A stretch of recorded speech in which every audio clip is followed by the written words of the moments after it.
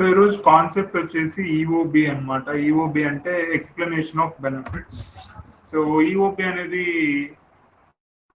ఈ కాన్సెప్ట్ ఏంటి, ఇది ఎందుకు, ఇది ఎలా పనిచేస్తుంది అంటే, సో మనము ఒకసారి ఇన్సూరెన్స్కు క్లైమ్ సబ్మిట్ చేసినాం అనుకోండి. సో క్లైమ్ ప్రాసెస్ అవ్వడానికి నార్మల్గా 30 to 45 బిజినెస్ డేస్ పడుతుంది. లైక్ 30 to 45 డేస్ అనుకున్నాం. సో ఈ 30 to 45 డేస్ తర్వాత ఒకసారి క్లైమ్ ప్రాసెస్ అయ్యి మనకు పేమెంట్స్ రిలీజ్ చేస్తే, సో ఆ క్లైమ్ అనేది ఎలా ప్రాసెస్ అయ్యింది అని ఎక్స్ప్లెయిన్ చేసేది ఈఓబి. ఈఓబి అంటే సో మనకు క్లైమ్ ఎట్లా ప్రాసెస్ అయ్యి మనకు ఎలా పేమెంట్స్ వచ్చినాయి, ఏదైనా రిజెక్ట్ అయింటే రిజెక్ట్ అవడానికి రీజన్ ఏంటి, అది మొత్తం మనకు ఇక్కడ ఈఓబిలో తెలుస్తుంది అన్నమాట.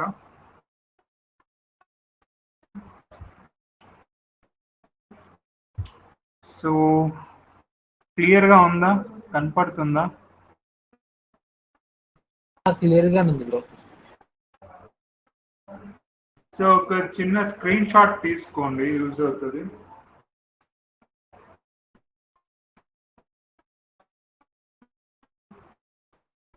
టూ ఈఓబీస్ ఉంటాయి, టూ ఈఓబీస్ చూపిస్తా. సో టూ ఈఓబీస్ని స్క్రీన్ షాట్ తీసుకోండి. సో బేసిక్గా ఈఓబి అంటే ఎక్స్ప్లెనేషన్ ఆఫ్ బెనిఫిట్స్. సో జనరల్గా ఇది ఏం ఎక్స్ప్లెయిన్ చేస్తుందంటే క్లైమ్ ఎలా ప్రాసెస్ అయ్యింది అనే దాన్ని ఎక్స్ప్లెయిన్ చేస్తున్నాం. అంటే మనం ఎంత బిల్ చేసినాం, ఇన్సూరెన్స్ వాడు మనకి ఎంత అమౌంట్ ఇస్తున్నాడు, సో దాంట్లో ఇన్సూరెన్స్ ఎంత పే చేస్తుంది, సెకండరీ ఇన్సూరెన్స్ ఎంత పే చేయాలి. సో దీనికి ముందు ఇంకొక కాన్సెప్ట్ ఉంది.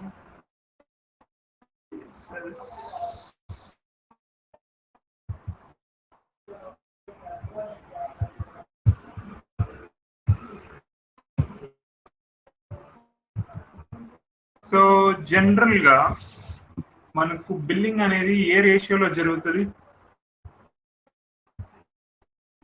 1:4. 1:4లో జరుగుతుంది. మనకు రావాల్సింది ఎంత? 1. Provider 1 part. మరి రిమైనింగ్ 3 పార్ట్స్ ఏమవుతుంది?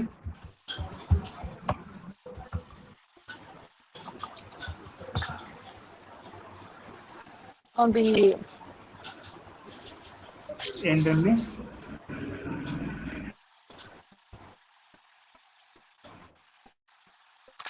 నేను హెడ్ ఫోన్స్ యూజ్ చేయట్లేదు, కొంచెం గట్టిగా.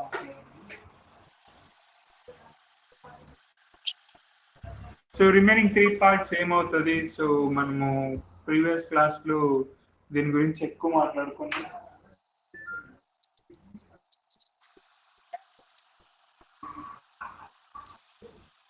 సో ఇప్పుడు మీరు 100 రూపీస్ ఆ బిల్ అంటే 400 రూపీస్ బిల్ చేస్తున్నారు. సో 100 రూపీస్ ఇన్సూరెన్స్ వాడు పే చేస్తే చాలు అనుకుంటున్నారు. మళ్ళీ రిమైనింగ్ 300 ఏం చేస్తారు? సెకండరీకి బిల్ చేస్తామా, పేషెంట్కి బిల్ చేస్తామా?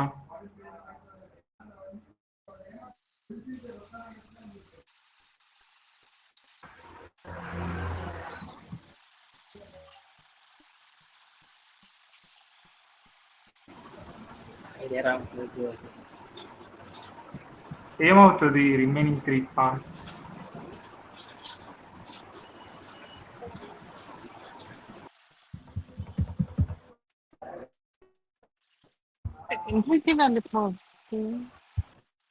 ఏమవుతుందండి? సెకండరీకి వెళ్ళిపోతా. సో దీన్ని నేను కాంట్రాక్చువల్ అడ్జస్ట్మెంట్ అని చెప్పిన. మరి కాంట్రాక్చువల్ అడ్జస్ట్మెంట్ అంటే ఏంటి?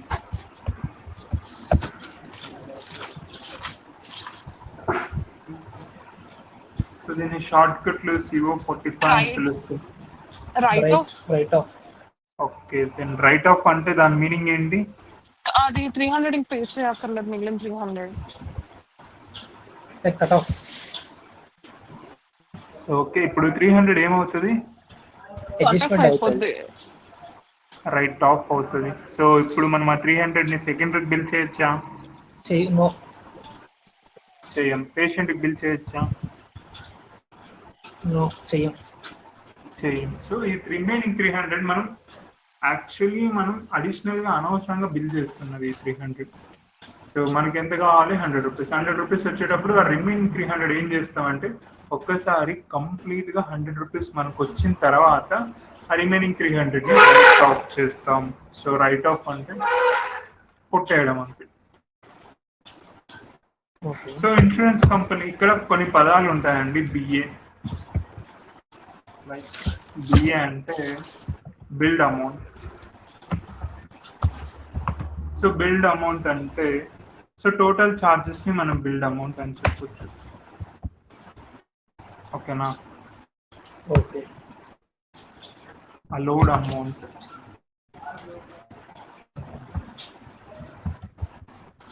సో టోటల్ ఛార్జెస్ అన్ని ఇక్కడ మనము 4 అనుకుందాం. Total charges 4 in the sense 1:4లో 4 వచ్చేసి మనం టోటల్గా బిల్ చేస్తున్న అమౌంట్. మనం ఎంత ఎక్స్పెక్ట్ చేస్తున్నాం? 1. So allowed amount. సో ఇక్కడ ఒక కాన్సెప్ట్ ఉందన్నమాట.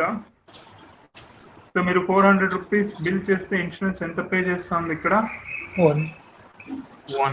సో 1 పే చేయాలనేసి ఇన్సూరెన్స్ కంపెనీకి ఎట్లా తెలుసు? లేకపోతే 1 వస్తుంది అని ప్రొవైడర్కి ఎట్లా తెలుస్తుంది? లైక్ అగ్రిమెంట్ వాళ్ళకి అంటే దీనికి ఇంతే అవుతుంది, లైక్ ఒక సర్జరీకి మినిమం అమౌంట్ ఇంతే ఉంటుంది. సో దాన్ని ఎక్స్ప్లెయిన్ చేసే టాపిక్ నేమ్ ఏంటి? Contractual adjustment. కాంట్రాక్చువల్ అడ్జస్ట్మెంట్ అంటే రైట్ ఆఫ్. సో ఈ పర్టికులర్ సర్వీస్ కు ఎంత అమౌంటే అవుతుంది అనేసి చెప్పేది ఏంటి? Topic name fee schedule.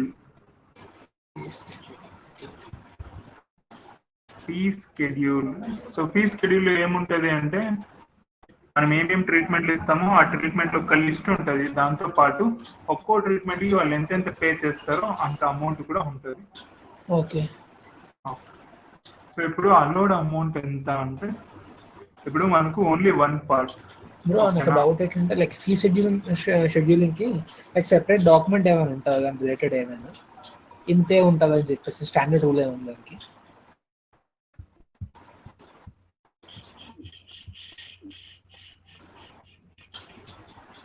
ఇక్కడ ఉండవు బ్రో, అవన్నీ హిప్పా రిలేటెడ్ కాబట్టి ఇక్కడ మనకు దొరకవు కూడా.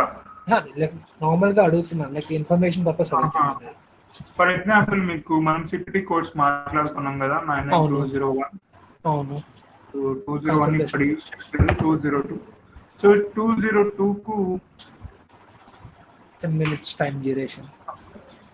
సో 202 కు $20 అండ్ 203 కు 25.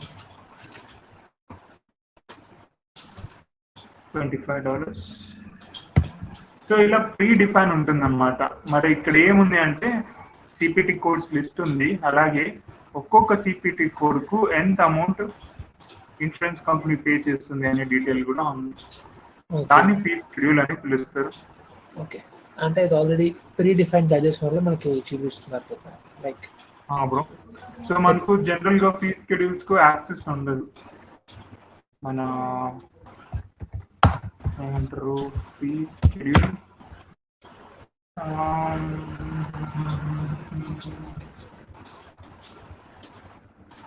పికప్ టూల్ కూడా అవుతుంది. For Medicare 2024 physician fee schedule.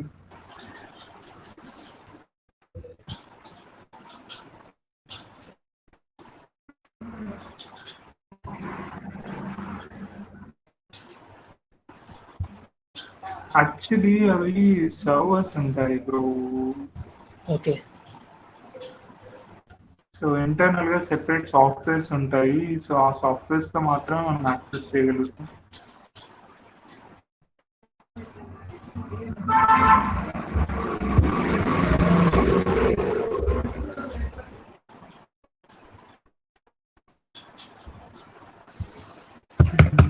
Schedule for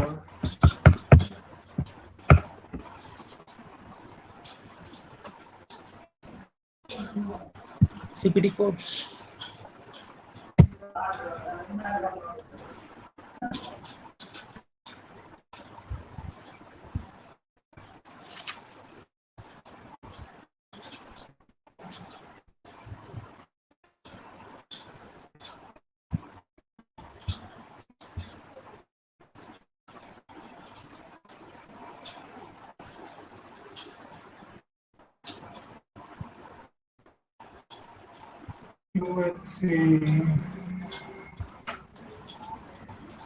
so దీన్ని ఫీజ్ షెడ్యూల్ అని పిలవచ్చు బ్రో. ఓకే. ఇక్కడ ఉంది కదా. సో బిహేవియరల్ హెల్త్ అంటే ఏంటి?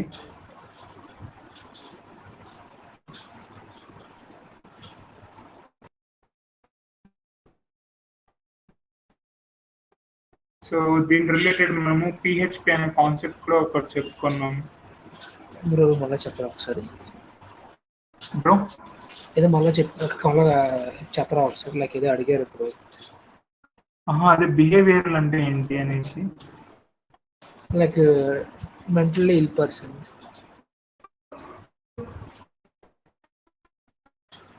సో యాక్చువల్లీ బిహేవియరల్ హెల్త్ అంటే మనకు పిహెచ్పి అనే కాన్సెప్ట్ మాట్లాడుకున్నాం కదా, పార్షియల్ హాస్పిటలైజేషన్ ప్రోగ్రామ్. అవును. సో దాంతో పాటు ఇంకొకటి సైకియాట్రిక్ కేర్. ఐడియా ఉందా psychiatric care? Mentally ill people. So psychiatric care ని మనం బిహేవియరల్ హెల్త్ అని పిలుస్తాం అన్నమాట. దానికి ఇంకొక పేరే behavioural health. So behavioural health లో యూజ్ చేసే సిపిటి కోచ్ అన్నమాట ఇవి. సో వాటుకు ఇది ఫీజ్ షెడ్యూల్ అన్నమాట. ఓకే. వాళ్ళకి ఇవన్నీ ఆల్ ప్రీ డిఫైన్డ్ ఉన్నాయి. Okay bro. ఆ ఛార్జెస్ కోసం ప్రీ డిఫైన్డ్ ఉన్నా లేదా కన్ఫర్మేషన్కి అడిగారు. ఎందుకంటే మనం 1:4 బిల్ ఛార్జ్ చేస్తున్నప్పుడు స్పెసిఫిక్గా వాళ్ళు షెడ్యూల్ తెస్తున్నారు కదా బిల్ అన్నది. సో మనకు దాని కన్ఫర్మేషన్ లేకుండా ఏ ప్రొవైడర్ కూడా మనకి ఇంత ఇవ్వాలని రూల్ ఉండదు కదా. అందుకని నేను అడిగాను, ఆ పాయింట్ మిమ్మల్ని అడిగా.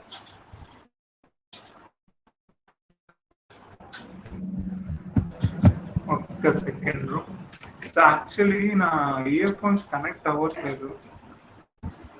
ఇక్కడ వెహికల్స్ పాడుతున్నాయి. ఇప్పుడు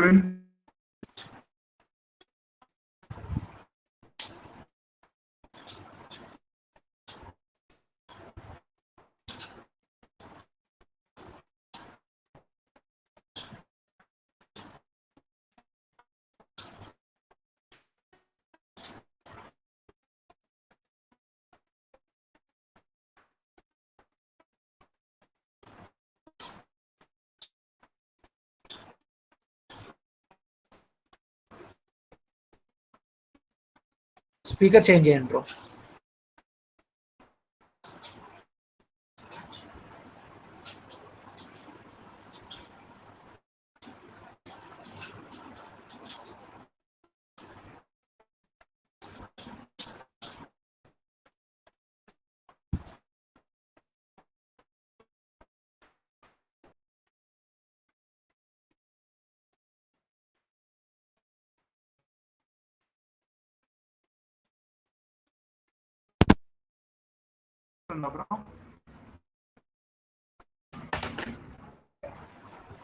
హలో, చెప్పండి బ్రో.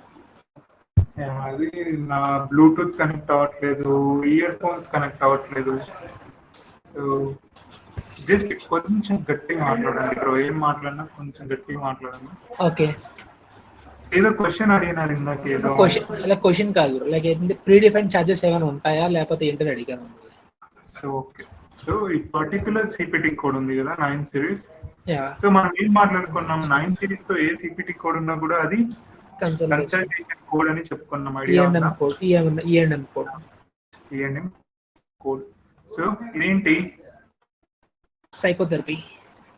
సో సైకోథెరపీని కానీ 30 minutes తీసుకుంటే అప్పుడు మనం యూజ్ చేసే సిపిటి కోడ్ 9082. సో దాంట్లో మనం ఇన్సూరెన్స్ కంపెనీ నుంచి ఎంత ఎక్స్పెక్ట్ చేస్తాం? $61.63. సో ఇది వచ్చేసి మనకు ఫిజిషియన్ అన్నమాట, licence psychologist, doctor level, licence master level and certified addiction counsellor. So ఇది వచ్చేసి హాస్పిటల్స్, లైక్ బిహేవియరల్ హెల్త్ అనేవి 2 రకాలు ఉంటాయి. సో బిహేవియరల్ హెల్త్ ఉండేటోళ్ళు క్లినిక్స్ మెయింటైన్ చేస్తారు, అలాంగ్ విత్ దట్ హాస్పిటల్స్ కూడా మెయింటైన్ చేస్తారు. సో ఇది వచ్చేసి మనకు ఫిజిషియన్ బిల్లింగ్ అనమాట. సో ఫిజిషియన్ బిల్లింగ్ కు సో $61 అనుకోండి, ఇది ఇంటూ 4 times ఎంత అవుతుంది? లైక్ 244. సో $245 ఇన్సూరెన్స్ కంపెనీకి బిల్ చేస్తారు. మరి $245 ఇన్సూరెన్స్ కంపెనీకి బిల్ చేస్తే ఇప్పుడు ఇన్సూరెన్స్ కంపెనీ మనకు ఎంత అమౌంట్ ప్రొవైడ్ చేస్తుంది? $61. మరి రిమైనింగ్ అమౌంట్ ఏమవుతుంది? అడ్జస్ట్మెంట్ అవుతుంది. ఓకే, అడ్జస్ట్మెంట్ అవుతుంది. 100% కరెక్ట్. అంటే మనకు $61.63 ఇన్సూరెన్స్ కంపెనీ నుంచి మనకు $61 వస్తుంది అని మీకు ఎలా తెలుస్తుంది? ఈ డాక్యుమెంట్ బేస్ చేసుకొని depending upon fee schedule. Like bro schedule కాదు, షెడ్యూల్. ఓకే, లైక్ నాకు ఒక క్వరీ ఉంది బ్రో. లైక్ బిల్లింగ్ అనేది 1:4 చేయాలా లేకపోతే స్పెసిఫిక్ గా 1:4? డిపెండ్స్. అది బిల్లింగ్ మనం చేయం బ్రో, మనది వచ్చేసి డినైల్ మేనేజ్మెంట్. ఓకే, జనరల్ గా బిల్లింగ్ అలా చేస్తారు. కొంతమంది ప్రొవైడర్స్ 1:3 చేస్తారు. సి ఎండ్ ఆఫ్ ద డే నీకు ఇప్పుడు $100 బిల్ చేసినా కూడా నీకు ఎంత కావాలి? ఎంత రావాలి? $25. ఈ సిపిటి కోడ్ కు ఎంత రావాలి? $61. సో ఎంత బిల్ చేస్తే మనకేం ప్రాబ్లం చెప్పు? ఓకే ఓకే, $61 కరెక్ట్ గా బిల్ చేస్తేనే ప్రాబ్లం. అందుకని ఎంతన్నా బిల్ చేయండి. సో యాక్చువల్లీ మనకు ఆర్సిఎం అనేసి ఒక ప్రాసెస్ ఉంటుంది. సో ఆర్సిఎం లో స్టెప్స్ ఉంటాయి, వేరియస్ డిపార్ట్మెంట్స్ ఉంటాయి. సో దాంట్లో బిల్లింగ్ డిపార్ట్మెంట్ కూడా ఒకటి ఉంటుంది. సో మనకు క్లయింట్ నుంచి అప్డేట్ ఉంటుంది అనమాట. సో ఈ రేషియోలో బిల్ చేయండి, 1:2 బిల్ చేయండి, 1:3 బిల్ చేయండి అనేసి క్లయింట్ నుంచి మనకు అప్డేట్ ఉంటుంది. ఓకే, సో క్లయింట్ ఏం చెప్తే అది 1:1 అయితే బిల్ చేయండి, ఎప్పటికీ బిల్ చేయండి.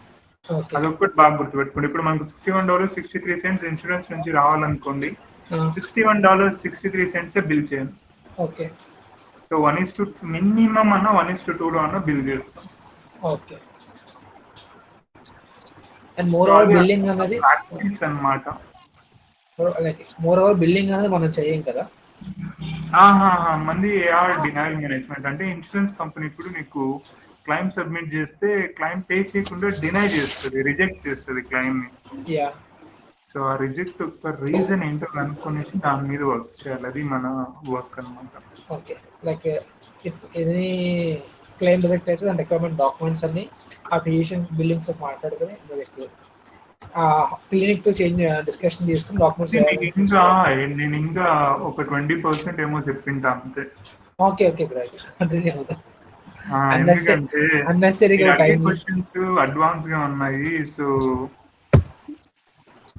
సో లింక్ ని మీరు కాపీ పేస్ట్ చేసుకునేసి ఇది చేసుకోండి, తీసుకుంటాను. ఇలా బుక్ మార్క్ చేసుకోండి దీన్ని. సో ఫీ షెడ్యూల్ అంటే nothing but so list of CPT codes ఉంటాయి, దాంతో పాటు మాక్సిమం అమౌంట్ వాళ్ళు ఎంత పే చేస్తారో అంత ఉంటుంది. సో ఇక్కడ ట్విస్ట్ ఒకటి ఉంటుంది, ఇక్కడ ఒక్క నిమిషం ఫోకస్ చేసి వినండి. ఓకే, ఒక స్మాల్ ట్విస్ట్ ఉంటుంది. సో ఇప్పుడు ఇన్సూరెన్స్ కంపెనీ మనకు 1% పే చేస్తుంది కదా. ఈ 1లో ఇన్సూరెన్స్ కంపెనీ మనకి ఎంత అలో చేస్తుంది అంటే 1%. ఈ 1% లో ఎంత అమౌంట్ మనకు పే చేస్తుంది అంటే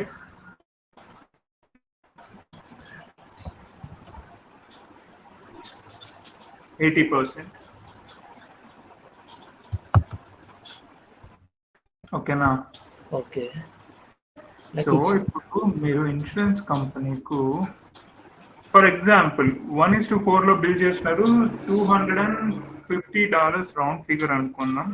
$250 మీరు ఇన్సూరెన్స్ కంపెనీకి బిల్ చేసినప్పుడు ఇన్సూరెన్స్ కంపెనీ వాడు మీ $250 వాడు ఎంత ఇవ్వడానికి ఒప్పుకుంటాడంటే $61.63 ఇవ్వడానికి ఒప్పుకుంటాడు. ప్రైమరీయా సెకండరీయా? ప్రైమరీ. సో ప్రైమరీ జనరల్ గా ఎంత పర్సెంట్ పే చేస్తుంది? In between 70 to 80%. సో ఈ $61.63 లో 70 to 80% ని పే చేస్తుంది. ఓకే, $61.63 ని కంప్లీట్ గా పే చేయదు. ఓకేనా? స్వాతి మీకు అర్థం అవుతుందా?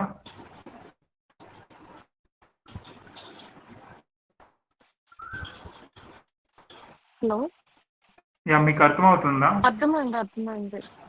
ఓకే, సో ఈ కాన్సెప్ట్స్ చాలా ఇంపార్టెంట్, చాలా సింపుల్ ఉంటాయి. ఒక్కటి మరి అమౌంట్ ఏమని పిలుస్తాము అంటే దీన్ని అలౌడ్ అమౌంట్ అంటాం. అంటే ఒక పర్టికులర్ సిపిటి కోడ్కి ఒక పర్టికులర్ రేంజ్ ఆఫ్ అమౌంట్ ని పే చేస్తారు. సో ఈ రౌండ్ ఫిగర్ అమౌంట్ ఏమని పిలుస్తాం అంటే అలౌడ్ అమౌంట్. ఈ అలౌడ్ అమౌంట్ లో ప్రైమరీ 80% పే చేస్తే రిమైనింగ్ 20% సెకండరీ పే చేస్తుంది. 80% ఇన్ ద సెన్స్ 6, 6, 12, 13 like $48 అంటే అరౌండ్ $46 ఆ రేంజ్ లో ప్రైమరీ పే చేస్తే ఇంకా రిమైనింగ్ బ్యాలెన్స్ ఏదైతే ఉందో అది సెకండరీ పే చేస్తుంది. ఓకే, అర్థమైందా? కొంచెం కన్ఫ్యూజన్ ఉందా? అర్థమైంది బ్రో. 80% పే చేస్తే so next amount secondary pay చేస్తుంది. సో అగైన్ ఇక్కడ కొన్ని కాన్సెప్ట్స్ ఉన్నాయన్నమాట. సో వాటిని ఏమని పిలుస్తారు అంటే patient responsibility. So patient responsibilities అంటారు. First patient responsibilities deductible. So deductible అంటే ఏంటంటే ఇప్పుడు ఇన్సూరెన్స్ కంపెనీస్ ఉంటాయి అన్నమాట. ఇన్సూరెన్స్ కంపెనీ ఇప్పుడు మీరు ఇన్సూరెన్స్ పాలసీ ఉన్నారనుకోండి, ఇప్పుడు మీరు హాస్పిటల్కి పోయి చూపించుకుంటే ఇప్పుడు మీరు జోబుల నుంచి డబ్బులు తీసుకొస్తారా? లేదు. ఎందుకు? ఇన్సూరెన్స్ క్లెయిమ్ చేసుకుంటామని చెప్పేసి చెప్తారు కాబట్టి సో ఈ డిడక్టబుల్ అనే కాన్సెప్ట్ ఏమంటే ఇన్సూరెన్స్ కంపెనీ ఏం చెప్తుందంటే ఫస్ట్ ఒక $500 టార్గెట్ పెడుతుంది అనమాట. మీరు నెల నెల ప్రీమియం కడుతూ ఉంటారు. నెలకు లైక్ ఒక ₹1000 ప్రీమియం కడుతూ ఉన్నారు అనుకోండి మీ ఇన్సూరెన్స్ పాలసీకు. ఇది ఏం చేస్తుందంటే ఇన్సూరెన్స్ కంపెనీ మీకు ఒక టార్గెట్ ఇస్తుంది. టార్గెట్ ఏంటి అంటే ఫస్ట్ ఒక క్యాలెండర్ ఇయర్ అంటే బ్రో ఇయర్స్ అయితే Jan to December. So Jan to December. So జనవరి నుంచి డిసెంబర్ వరకు ఓకే, నువ్వు ఇప్పుడు నా దగ్గర ఇన్సూరెన్స్ పాలసీ తీసుకున్నావు, సూపర్. నువ్వు హాస్పిటల్కి పోయి చూపించుకో, నేనే కడతా. కానీ నేను ఎప్పుడు కడతానంటే సో ఫస్ట్ $500 నువ్వు హాస్పిటల్కి పోయి చూపించుకుంటావు కదా, చూపించుకున్నప్పుడు ఫస్ట్ $500 నువ్వే నీ చేతులారా కట్టాలి. ఈ $500 టార్గెట్ నువ్వు ఎప్పుడు రీచ్ అయిపోతావో నెక్స్ట్ మూమెంట్ నుంచి నేను పే చేస్తా అని చెప్తుంది ఇన్సూరెన్స్. అర్థమైందా?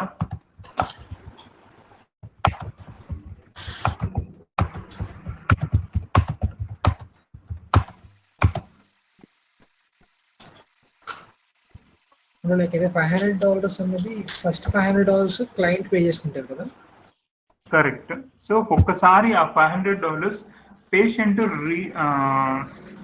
రీచ్ అయిన తర్వాత, ఫర్ ఎగ్జాంపుల్ ఫస్ట్ టైం హాస్పిటల్కి పోయినాడు అనుకోండి, ఒక $500 బిల్ చేసినారు. సో ఇన్సూరెన్స్ కంపెనీకు $500 బిల్ చేస్తే ఎంత పే చేస్తుంది? like 80% in the sense $400. Okay, ఇక్కడ ఫీ స్కెడ్యూల్ అనే కాన్సెప్ట్ ఉంటుంది. సో ఫీ స్కెడ్యూల్లో ఇది 1:4 బిల్లింగ్ అనుకోండి. సో అప్పుడు ఇక్కడ ఎంత వస్తుంది? $125. కరెక్టా? సో ఈ $125 లో ప్రైమరీ ఎంత పే చేయాలి? 80% in the sense 80%. like 100. So ఈ ప్రైమరీ ఎప్పుడు పే చేస్తుంది? ఇప్పుడు చెప్పుకున్న కాన్సెప్ట్ ప్రకారం $500 క్రాస్ అయ్యేగా మొత్తం సింగిల్ అమౌంట్ లో. సో ఇప్పుడు ఫస్ట్ పేషెంట్ కు ఎంత బిల్ చేసినారు? లైక్ పేషెంట్ జాన్ లో పోయినాడు అనుకుందాం, మనము డాక్టర్ ప్రొవైడర్ $500 ఇన్సూరెన్స్ బిల్ చేస్తే ఇన్సూరెన్స్ వాడు ఎంత అలో చేసినాడు as per fee schedule? 125 bro. 125. So ఈ $125 ఏమని పిలుస్తారంటే డిడక్టబుల్. మరి డిడక్టబుల్ పర్ ఇయర్ కు టార్గెట్ ఎంత 125 బ్రో? 125 పర్ ఇయర్ కు.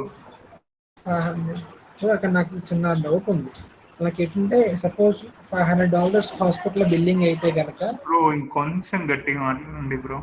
లైక్ $500 హాస్పిటల్ బిల్లింగ్ అయితే కనుక లైక్ $500 అన్నది కస్టమర్ పే చేసుకొని ఆ అమౌంట్ని లైక్ క్లయింట్ పే చేసుకుని క్లయింట్ కూడా దాన్ని ఇన్సూరెన్స్ క్లెయిమ్ కాదు చేసుకుంటారు. కాదు కాదు కాదు గుర్తు పెట్టుకోండి, ఇప్పుడు ఈ డిడక్టబుల్ అనే ప్రాసెస్ వచ్చేటప్పటికి పేషెంట్ దగ్గర ఇన్సూరెన్స్ పాలసీ ఉందా లేదా? ఉన్నది. ఉంది. సో పేషెంట్ దగ్గర ఇన్సూరెన్స్ పాలసీ ఉన్నప్పుడు పేషెంట్ జనరల్ గా పే చేస్తాడా? చేయరు. చేయరు. సో పేషెంట్ ఏం చేస్తాడు, క్లినిక్ హాస్పిటల్ కు పోతాడు, ట్రీట్మెంట్ తీసుకుంటాడు, ఇంటికి పోతాడు. ఓకే. సో ఇప్పుడు మనం ఏం చేస్తాం, ఇన్సూరెన్స్ కు క్లెయిమ్ సబ్మిట్ చేస్తాం. ఓకే. సో ఇన్సూరెన్స్ వాడు క్లెయిమ్ ని ప్రాసెస్ చేసి ఏం చేస్తాడంటే పేషెంట్ కు మేము $500 per year టార్గెట్ పెట్టినాం.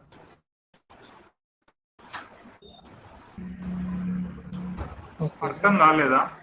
ఈ $500 per year టార్గెట్ ఉన్నది లైక్ తన మెడికల్ క్లెయిమ్ కి యూజ్ చేసుకోవడానికి $500 మినిమం టార్గెట్ పెట్టింది, అంతేనా?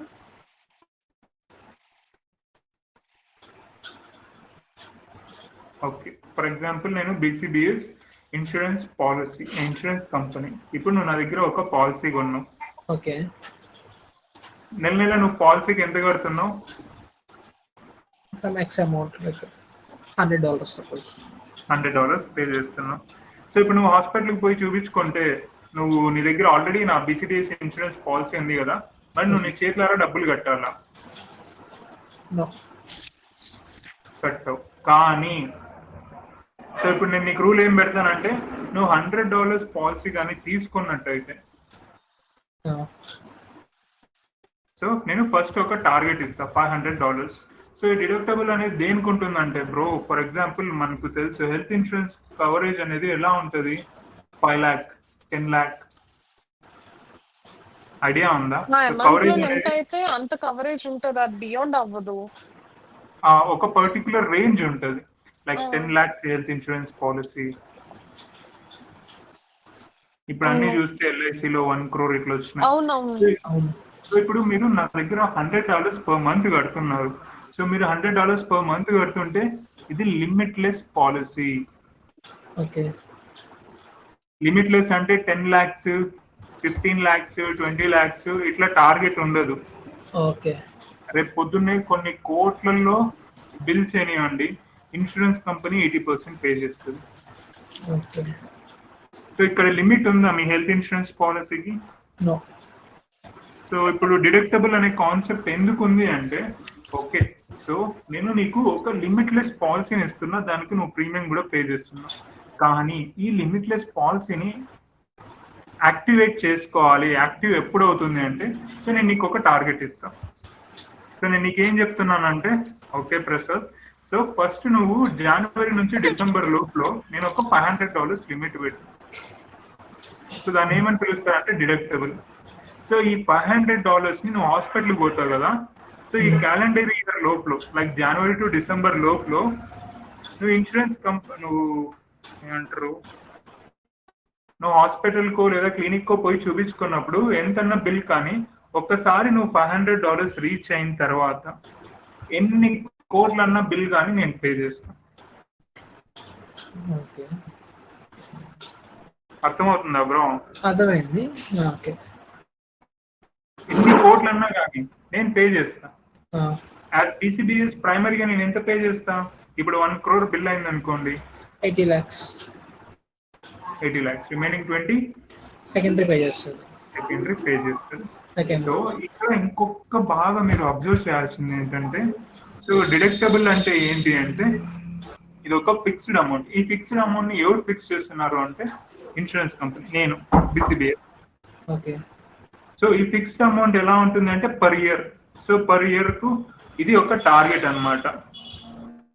సో ఓకే, జనవరిలో పోయినారు, సో ప్రొవైడర్ నుంచి సో మనం $500 బిల్ చేస్తే ఇన్సూరెన్స్ కంపెనీకి క్లెయిమ్ ప్రాసెస్ చేస్తే ఇన్సూరెన్స్ కంపెనీ $125 క్లెయిమ్ ని ప్రాసెస్ చేసింది. సో ఇప్పుడు మనకు మీకు డిడక్టబుల్ ఎంత పర్ ఇయర్ కు ప్రసాద్? $500 డిడక్టబుల్. సో ఇప్పటికి ఫర్ ఎగ్జాంపుల్ లెట్స్ సే ఇది జనవరి.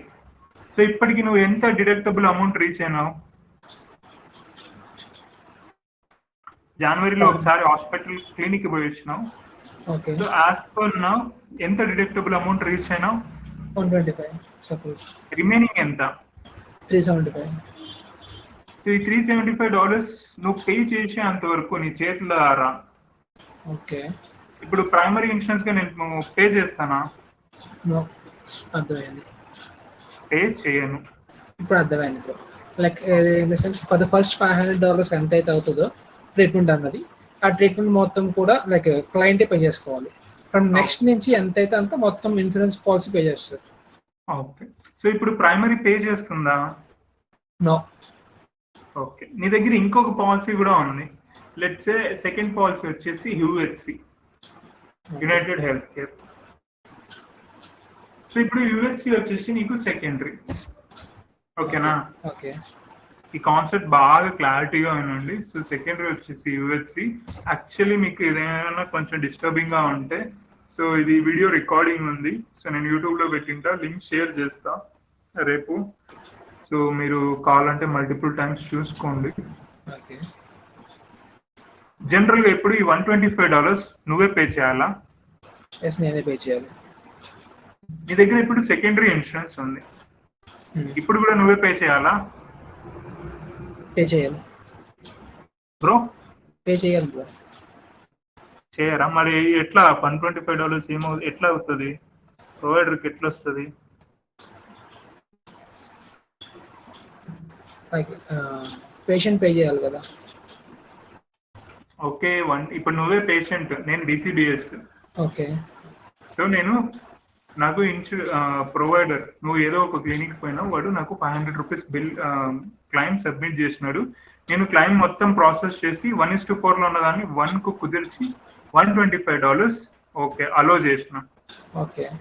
ఈ $125 లో మాక్సిమం ఇప్పుడు నేను ప్రైమరీగా నేను పే చేయగలిగితే $125 లో ఎంత పర్సెంట్ పే చేస్తాను? లైక్ 80%. 80%. సూపర్. కానీ నేను డిడక్టబుల్ రీచ్ అయినావా నువ్వు? నో. లేదు. సో సెకండరీ కూడా ఫుల్ అమౌంట్ పే చేయదు. So okay. సో కన్ఫ్యూజన్ వద్దు. సో ఇప్పుడు సెకండరీ ఏ ఇన్సూరెన్స్ అన్నాం? యూహెచ్సి ఏం చేస్తుందంటే ఈ $125 ని పే చేస్తుంది. సో ఇప్పుడు మీరు మల్టిపుల్ ఇన్సూరెన్స్ మెయింటైన్ చేసేది మీ జోబులో నుంచి డబ్బులు తీసి కట్టడానిక? సో మీకు డెమో వీడియో ఏదో లింక్ పంపించిన కదా, దాంట్లో చెప్పినాను కదా. సో ప్రతి ఒక్క పర్సన్ కు కంపల్సరీ ఇన్సూరెన్స్ పాలసీ ఉండాలి. సో రియల్ టైంలో చూసుకుంటే తక్కువలో తక్కువ ఒక్క పర్సన్ కు 2 ఇన్సూరెన్స్ పాలసీలు ఉంటాయి. సో ఎవ్వడు తన పాకెట్ లో నుంచి ఇన్సూరెన్స్ కంపెనీకు జోబులో నుంచి డబ్బులు తీసి కట్టడు అనేసి ఒక కాన్సెప్ట్ చెప్పిన, గుర్తుందా? విన్నట్టుందా? ఓకే. సో ఈ $125 ఏం చేస్తారు అంటే, పేషెంట్ దగ్గర సెకండరీ ఉంది అనుకోండి, సెకండరీ పే చేస్తుందా? పే చేస్తుంది. సెకండరీ పే చేస్తుంది, బాగా గుర్తుపెట్టుకోండి. ఓకేనా? పేషెంట్ దగ్గర ఇప్పుడు సెకండరీ ఇన్సూరెన్స్ లేదు, ఉన్నది బీసీబీఎస్ ఒక్కటే. ప్రైమరీ ఇన్సూరెన్స్ బీసీబీఎస్ ఒక్కటే ఇన్సూరెన్స్ ఉంది. సో ఈ $125 ఇప్పుడు ఎవరు పే చేయాలి? కస్టమర్. ఎవరు bro? Customer. Like patient pay చేయాలి. పేషెంట్. ఓకే, కొత్త పదాలు వాడకు బ్రో. సారీ. ఓకే. పేషెంట్ దగ్గర సెకండరీ ఉంటే సెకండరీ ఇన్సూరెన్స్ పే చేస్తుంది. సెకండరీ ఇన్సూరెన్స్ పే చేస్తుంది. సో ఇంకొంచెం క్లారిటీ కోసం ఫిబ్రవరిలో మళ్ళీ పోయినారు. సో ఫిబ్రవరిలో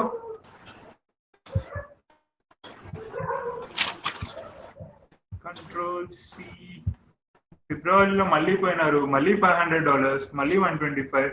సో ఇప్పటికి మీరు డిడక్టబుల్ ఎంత రీచ్ అయినారు? 250. కంట్రోల్ బి, ఫిబ్రవరి, మార్చి, ఏప్రిల్. సో ఇప్పటికి మీరు డిడక్టబుల్ ఎంత రీచ్ అయినారు? 500.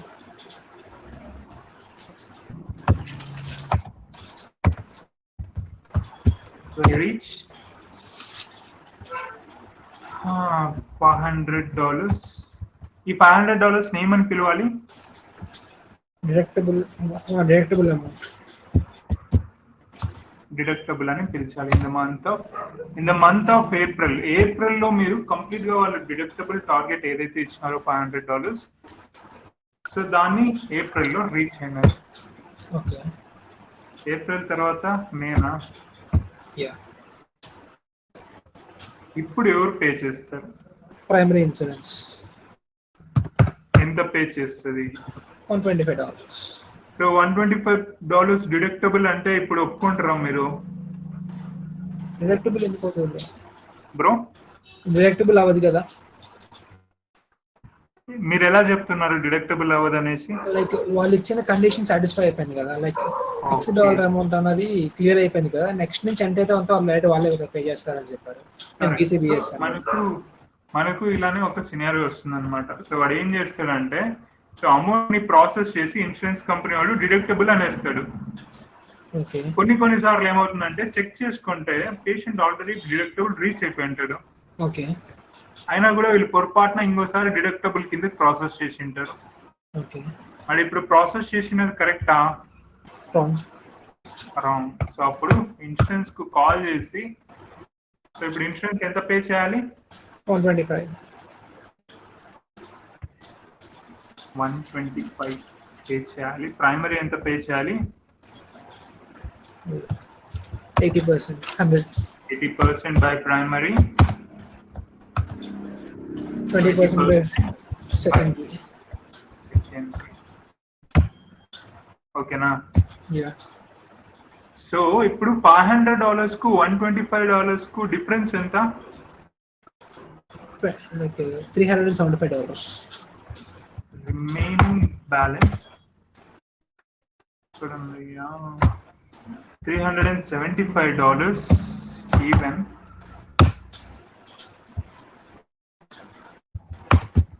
ఎల్బి ఏమవుతుంది? Write off. వన్స్. సో బాగా గుర్తుపెట్టుకోండి, రైట్ ఆఫ్ ఎప్పుడు చేస్తాము అంటే మనకు 100% పేమెంట్స్ వచ్చినప్పుడు. మరి 100% పేమెంట్స్ ఎక్కడి నుంచి వస్తాయి? Provider to payer to provider.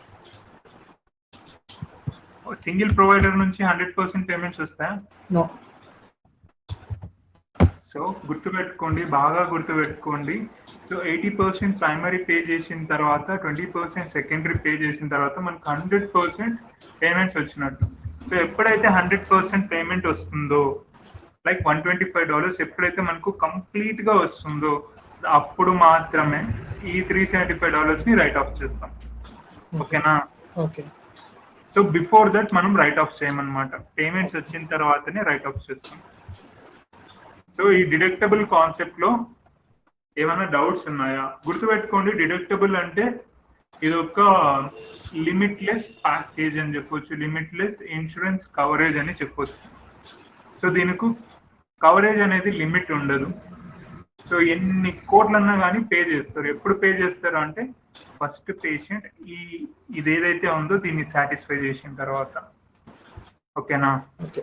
ఇప్పుడు నెక్స్ట్ కొంచెం డౌట్ ఒకటి ఉంది. లైక్ మనకి ప్రీవియస్ గా టాపిక్ చెప్పుకున్నాం, like first primary insurance effective ఉన్నప్పుడు సెకండరీ ఇన్సూరెన్స్ అనేది ప్రైమరీకి చేంజ్ చేస్తే బిల్ అనేది క్లియర్ అవుతుంది అని చెప్పేసి. ఈ సిచ్యువేషన్ లో కూడా సేమ్ అదే? లేదు లేదు లేదు లేదు బ్రో. సో ఇప్పుడు నువ్వు ఈ $500 బిల్ చేసినావు కదా, సో దీన్ని ప్రైమరీకి బిల్ చేసినావా సెకండరీకి బిల్ చేసినావా? Secondary. Primary bill bro like సెకండరీకి బిల్ చేసాం.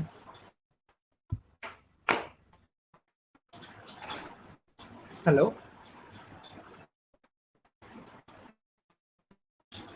చెప్పండి బ్రో. $500 ఎవరికి బిల్ చేస్తాం? ప్రైమరీకి బిల్ చేస్తాం. ఇఫ్ వన్స్ వాళ్ళని రెస్పాన్స్ రాపి సెకండరీకి బిల్ పే చేస్తాం.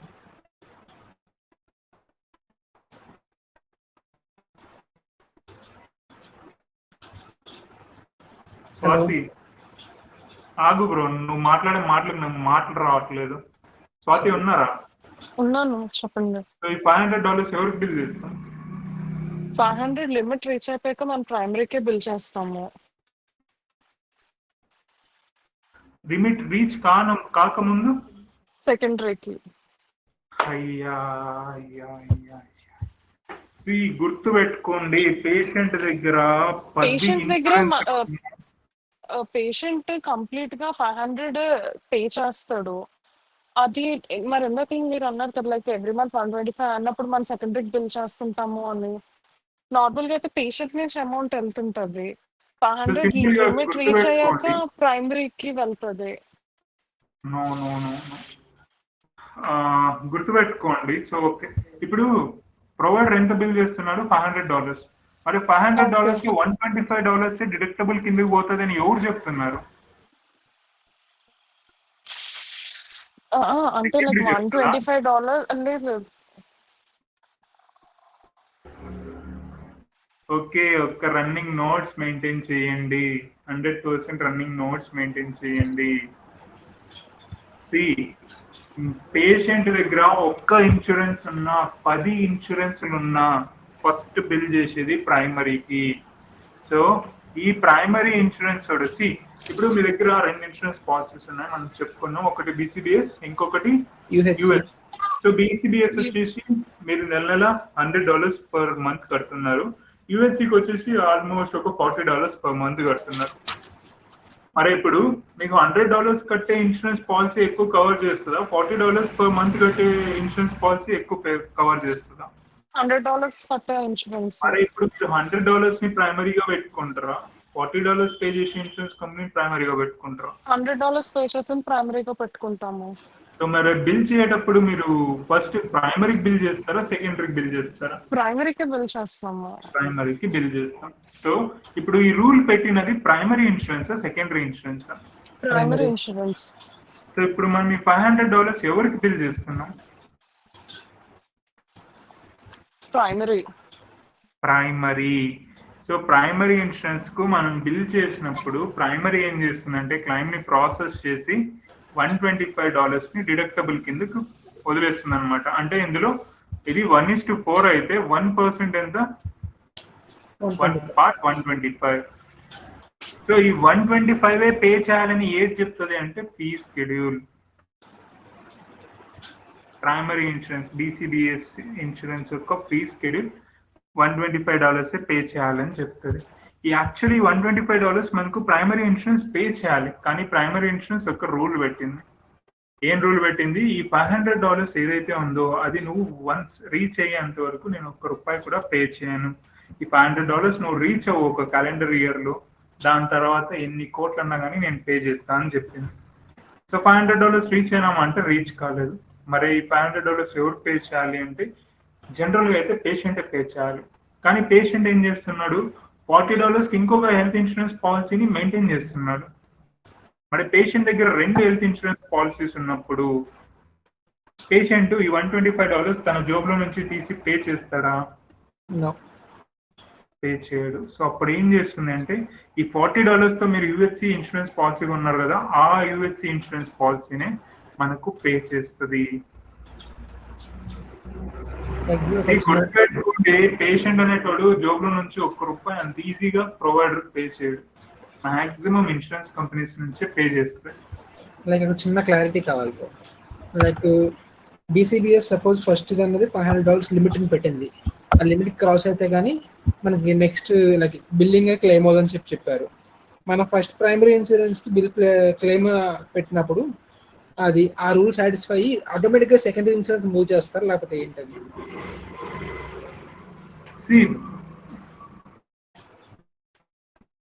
ఓకే, సో గుర్తుపెట్టుకోండి క్లైమ్ ప్రాసెసింగ్ ఈ పదం బాగా గుర్తుపెట్టుకోండి. సో మనం ఫస్ట్ ప్రైమరీ ఇన్సూరెన్స్ కు క్లైమ్ సబ్మిట్ చేసినప్పుడు సో ఈ $500 ని మీరు ప్రైమరీ ఇన్సూరెన్స్ కు సబ్మిట్ చేసినారనమాట, బిల్ ఇంత అయింది అనేసి. సో బెటర్ ఈ టాపిక్ ఇక్కడనే వదిలేసేసేయండి. ఏమంటారు, మీ క్వశ్చన్ అట్లానే పెట్టుకోండి. ఇక్కడ EOBs ఉన్నాయి. సో EOBs లో మీకు ఇంకొంచెం బెటర్ గా రియల్ టైమ్ లో మీకు నీట్ గా ఎక్స్ప్లెయిన్ చేస్తా. ఓకేనా? అంటే బ్రో చిన్న క్లారిఫికేషన్ అదే లాస్ట్ EOBs చెప్పేయండి. EOBs చెప్పిన తర్వాత క్వశ్చన్ రాసి పెట్టుకోండి. సో ఎందుకంటే ఇబ్బంది అవుతుంది. అంటే ఇప్పుడు ఇది 500ది అంటే తను అడిగిన పేషెంట్ కి అంటే ఇప్పుడు ఆ 125 వాళ్ళే క్లెయిమ్ చేస్తానని అడిగారు కదా, ఇప్పుడు ఎలాగో వాళ్ళు డిడక్ట్ చేస్తున్నప్పుడు అది ఆటోమేటిక్ గా సెకండరీకి వెళ్ళిపోద్ది కదా ఇన్సూరెన్స్ ఉంటే అని. Correct, 100% right. నేను అడుగుతున్న క్వశ్చన్ అదే బ్రో. అదే ఆటోమేటిక్ నా దగ్గర హెడ్ఫోన్స్ కనెక్ట్ అయ్యలేదు ఇక్కడ, అంటే రోడ్ లోనే ఉన్నా, ట్రావెల్ డిస్టర్బెన్స్ అంతా ఉంది. మీరు ఏం మాట్లాడుతున్నారు చాలా లోగా వినపడుతుంది. లైక్ అదే నేను అడుగుతున్న క్వశ్చన్ అదే, ఫస్ట్ ఇన్సూరెన్స్ అనేది ఆటోమేటిక్ సెకండ్ ఇన్సూరెన్స్ గా మూవ్ చేస్తుందా లేక నా క్వశ్చన్ లేదు లేదు లేదు లేదు లేదు మెడికేర్ మీకు ఒకటి క్రాస్ ఓవర్ క్లైమ్ అనేసి కాన్సెప్ట్ చెప్పిన ఐడియా ఉందా? అవును. సో మెడికేర్ ఇన్సూరెన్స్ మాత్రమే ఆటోమేటిక్ గా సెకండరీ ఇన్సూరెన్స్ కు క్లైమ్ ని చేంజ్ ఫార్వర్డ్ చేస్తుంది. మెడికేర్ కాకుండా వేరే ఏదైనా సరే మనమే సెకండరీ ఇన్సూరెన్స్ కు బిల్ చేయాలి. Like denial management team bro, మన team denial management team change చేయాలి దాన్ని.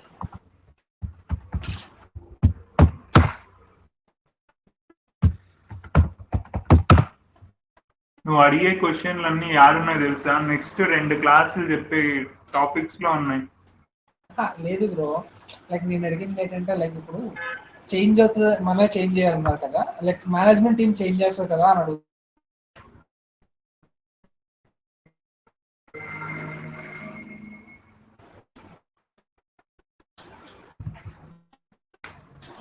నాకు నిజంగా తెలీదు బ్రో. యాక్చువల్లీ నేను ఈ వీడియో యూట్యూబ్ లో పెట్టాలనుకుంటే నా ఈ ఇయర్ ఫోన్స్ పని చేసింటే బాగుండేది.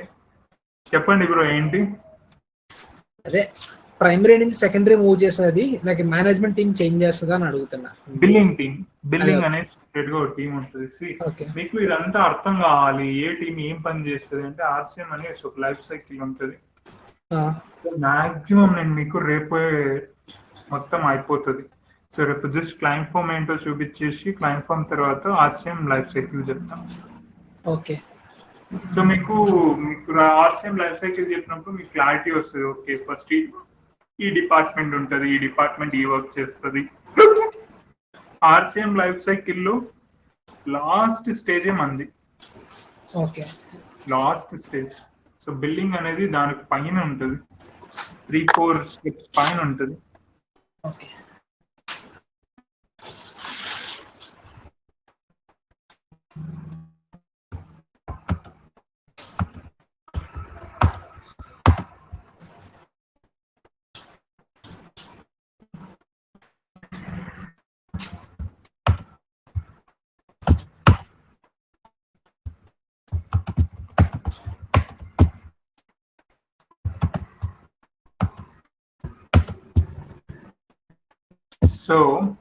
సో ఒకసారి డిడక్టబుల్ రీచ్ అయిన తర్వాత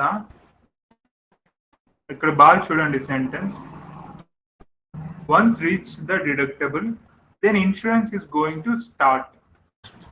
insurance company is going to start to pay for his or services. ఈ సెంటెన్స్ క్లియరా? ఒకసారి $500 రీచ్ అయిన తర్వాత ఇన్సూరెన్స్ కంపెనీ ఎంత బిల్ అయినా సరే అదే పే చేస్తుంది. క్లియరా? Clear bro. క్లియర్. ఎంత పర్సెంట్ లో పే చేస్తుంది? ఎంత బిల్ అయినా సరే ఎంత పర్సెంట్ పే చేస్తుంది? 80%. 80% ప్రైమరీ. ఓకే. సో ఆ రిమైనింగ్ 20% ఏదైతే ఉంటుందో ఆ 20% ఏమని పిలుస్తామంటే కో ఇన్సూరెన్స్. కో ఇన్సూరెన్స్ అంటే ఏంటి? Second insurance. సెకండరీ పే చేసే అమౌంట్ ని కో ఇన్సూరెన్స్ అంటాం. So 80 by primary insurance, 20% by secondary insurance. ఓకేనా? ఈ 20% ఏదైతే ఇన్సూరెన్స్ పే చేస్తుందో, ఓకేనా, ఓకే, దీన్ని ఏమని పిలుస్తారంటే కో ఇన్సూరెన్స్ అని పిలుస్తారు అన్నమాట. సో నెక్స్ట్ వచ్చేసి కోపే. A small flat fee used for office visit. Office visit అంటే క్లినిక్ కి అపాయింట్మెంట్ తీసుకోవడం. లైక్ అర్థం కాలేదు బ్రో. అపాయింట్మెంట్ తీసుకోవడం bro, like consultation. So consultation ఫీని మనం ఏమని పిలిచొచ్చు అంటే కోపే అని పిలుస్తాం. ఓకేనా? ఓకే, మీరు $61.63 ఫీ స్కెడ్యూల్ లో చూసినారు కదా. సో 9 సిరీస్ తో వచ్చేటివన్నీ ఈఎన్ఎం కోడ్సేనా? ENM codes, so ENM codes ని ఇంకొక పేరుతో పిలుస్తాం, ఏంటది? Consultation codes. Consultation codes. ఇవన్నీ కన్సల్టేషన్ కోడ్సేనా? అవును బ్రో. మరి ఇవి కన్సల్టేషన్ కోడ్స్ అయితే మరి ఈ అమౌంట్ ఏంటి అంటే ఇది కోపే. ఓకేనా? ఓకే. సో కోపే అంటే ఏంటి? Consultation charges. Consultation charge. So patient general గా క్లినిక్ వస్తే డాక్టర్ ఏంటి తీసుకుంటాడు చెప్పండి? డాక్టర్ జస్ట్ కన్సల్టేషన్ ఫీజు మాత్రమే తీసుకుంటాడు, అంతకుమించి ఇంకేమైనా తీసుకుంటాడా? సో మనకు జస్ట్ ఫిజిషియన్ బిల్లింగ్ లో అలాంటివే ఉంటాయి.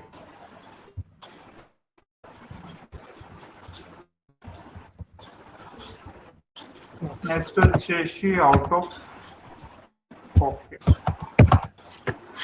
అవుట్ ఆఫ్ పాకెట్ అంటే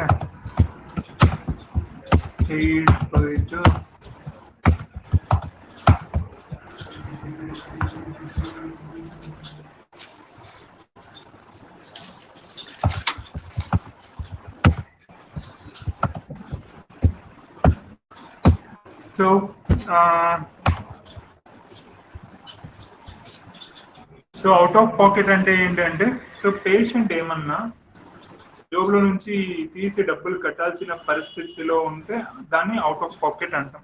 సో అవుట్ ఆఫ్ పాకెట్ కు ఛాన్సెస్ ఏమేమి ఉంటాయి?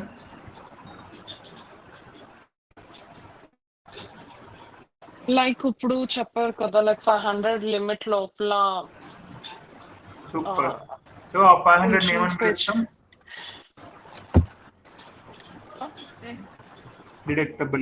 డిడక్టబుల్. ఓకే. సో యాక్చువల్లీ మీరు చెప్పింది 100% కరెక్ట్. ఈ $125 దీన్ని నార్మల్ గా సెకండరీ ఉంటే సెకండరీ బిల్ చేస్తాం, సెకండరీ లేదంటే పేషెంట్ పే చేస్తాడు. ఓకే. ఓకే. సో ఇప్పుడు మీకు ప్రైమరీ ఇన్సూరెన్స్ 80% పే చేసింది జనరల్ గా అనుకోండి. సో ఇక్కడ డిడక్టబుల్ కాన్సెప్ట్ లేదు. జనరల్ గా ప్రైమరీ ఇన్సూరెన్స్ 80% పే చేసింది. రిమైనింగ్ 20% ఎవరు పే చేయాలి? సెకండరీ. పేషెంట్ దగ్గర సెకండరీ లేదు, అప్పుడు పేషెంట్ పే చేయాలి. సో అప్పుడు కో ఇన్సూరెన్స్ అనే కాన్సెప్ట్ కూడా అవుట్ ఆఫ్ పాకెట్ కిందకే వస్తుంది, కోపే కూడా అవుట్ ఆఫ్ పాకెట్ కిందకే వస్తుంది. మీ దగ్గర అసలు ఇన్సూరెన్స్ పాలసీలే లేవు అనుకోండి, మీరు ఆఫీస్ విజిట్ కి పోయినా కూడా జోబులో నుంచి డబ్బులు తీసి కట్టాల్సిందే కదా.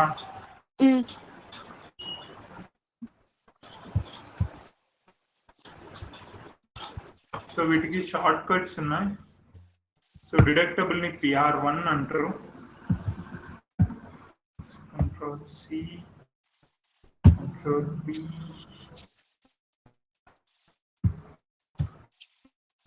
సో కో ఇన్సూరెన్స్ ని PR2 అంటారు. Shortcuts. So shortcuts చాలా important. PR3. So PR1, PR2, PR3. PR1 అంటే ఏంటంటే డిడక్టబుల్, PR2 ఏంటంటే కో ఇన్సూరెన్స్, PR3 ఏంటి అంటే కోపే.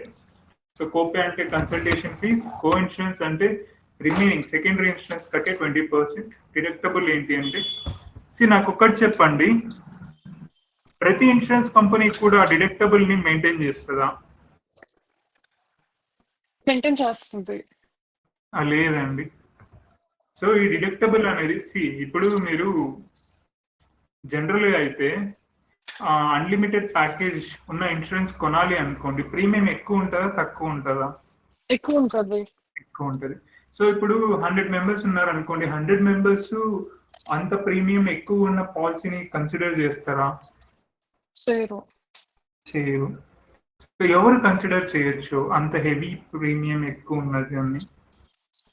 ఎవరైతే అబోవ్ పోవర్టీ లైన్ అండ్ ఎక్కువ ఇన్కమ్ వచ్చే వాళ్ళు కన్సిడర్ చేస్తారు.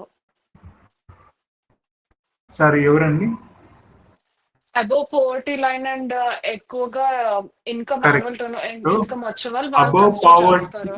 Correct. So above poverty line అంటే ట్యాక్స్ పేయర్స్. ఈ ట్యాక్స్ పేయర్స్ అనే పదం ఎక్కడ విన్నారు చెప్పండి? ఎవరైతే సిటిజన్షిప్ ఉండి ట్యాక్స్ పేయర్స్ ఉంటే వాళ్ళకి కాన్సెప్ట్ ఏ ఇన్సూరెన్స్ లో వస్తుంది చెప్పండి?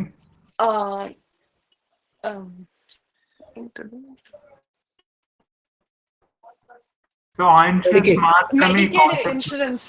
మెడికేడ్, ఏదండి? షార్ట్ కట్ లో చెప్పండి దాన్ని. MCD, MC D, D. Medicaid. Okay, Medicaid. Medicaid కు నేను ఎగ్జాంపుల్ ఏమి ఇచ్చిన? Medicaid premium free. మెడికేడ్ అంటే ఆరోగ్యశ్రీ. మెడికేర్, ఎంసీఆర్ గుర్తుపెట్టుకోండి, ఎంసీఆర్ మాత్రమే ఇలాంటి డిడక్టబుల్ ప్లాన్స్ తీసుకొని వస్తుంది. ఓకే. మిగతా వేరే ఇన్సూరెన్స్ కంపెనీస్ మాక్సిమం ఇలాంటి ప్లాన్స్ ఇవ్వవు. Okay. So private insurance companies అంత రిస్క్ చేస్తాయా? చేయవు. అది గవర్నమెంట్ ఇన్సూరెన్స్ ఓన్లీ కాబట్టి గవర్నమెంట్ ఇన్సూరెన్స్. అలానే దాంట్లో గవర్నమెంట్ ఇప్పుడు మెడికేర్ తీసుకోవాలనుకోండి, తీసుకునే ప్రతి ఒక్కరు ట్యాక్స్ పేయర్. వాళ్ళు ప్రీమియం ఎక్కువ కడతారు, కవరేజ్ కూడా అలానే తీసుకుంటారు. ఓకేనా? ఓకే. సో డిడక్టబుల్ అనేది ప్రతి ఒక్క ఇన్సూరెన్స్ కు ఉండదు, ఓన్లీ ఫర్ మెడికేర్. అది బాగా గుర్తుపెట్టుకోండి. అలాగే క్రాస్ ఓవర్ క్లైమ్, ఇంకో కాన్సెప్ట్ మనం మాట్లాడుకున్నాం కదా, క్రాస్ ఓవర్ క్లైమ్. సో ఈ క్రాస్ ఓవర్ క్లైమ్ కూడా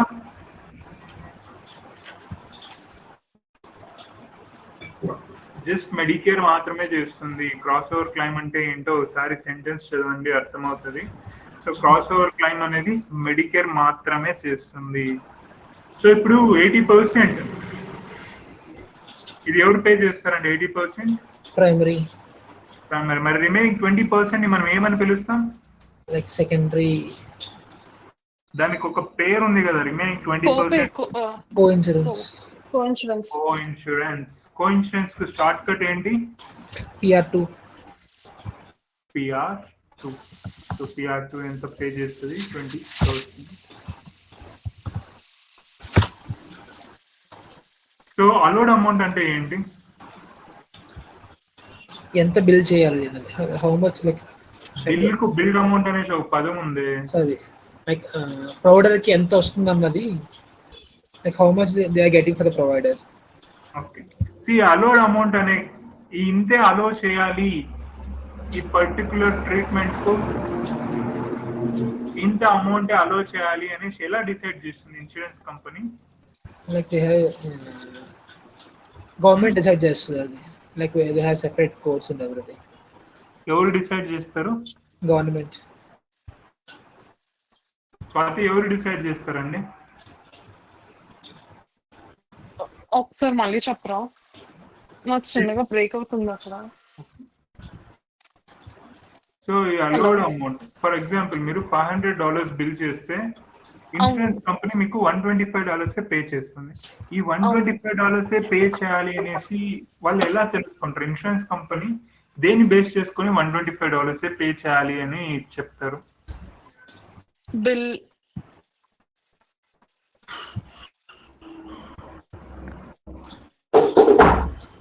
ఇదేంటి?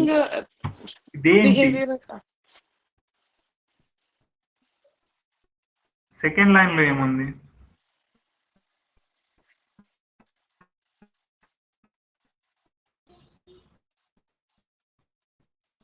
ఫీ షెడ్యూల్ ప్రకారం పే చేస్తారు. ఫీ షెడ్యూల్ గవర్నమెంట్ డిసైడ్ చేయదు. ఇప్పుడు ఫీ షెడ్యూల్ ప్రకారం పే చేస్తారు. కరెక్ట్. సో ఫీ షెడ్యూల్ ప్రకారమే ఉంటది. ఇది ఇక్కడ ఏంటి? ఇదేంటండి?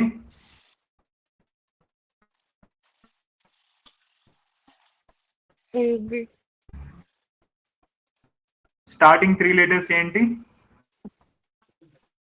Behaviour health value based payment. కాదు, నా యారో మార్క్ చూడండి అక్కడ. యుహెచ్సి అంటే ఏంటి? Health care, United health care. ఏంటి అది? Insurance company, secondary insurance company. అది ప్రైవేటా గవర్నమెంటా? ప్రైవేట్. మరే ఈ ఫీ షెడ్యూల్ ఏ కంపెనీకి చెందింది? యుహెచ్సి. గుర్తుపెట్టుకోండి, ప్రతి ఒక్క ఇన్సూరెన్స్ కంపెనీకు వాళ్ళదైనటువంటి ఒక ఫీ షెడ్యూల్ ఉంటుంది. ఓకే, క్లియరా? క్లియర్. గుర్తుపెట్టుకోండి.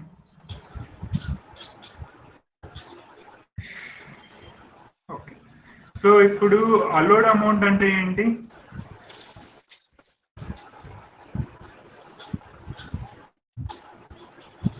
చెప్పండి బ్రో, మ్యాచ్ ఉంది ఈ రోజు, నేను మ్యాచ్ చూడాలి.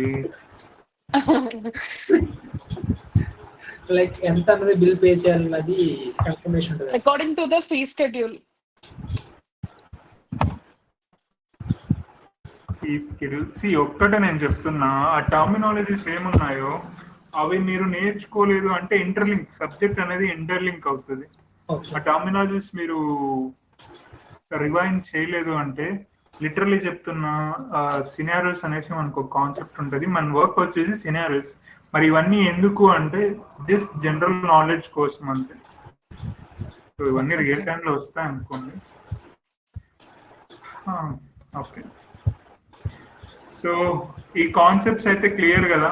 అంటే బిల్డ్ అమౌంట్ అంటే ఏంటి, అలోడ్ అమౌంట్ అంటే ఏంటి, పెయిడ్ అమౌంట్ అంటే ఏంటి, పేషెంట్ రెస్పాన్సిబిలిటీ అంటే ఏంటి? Clear.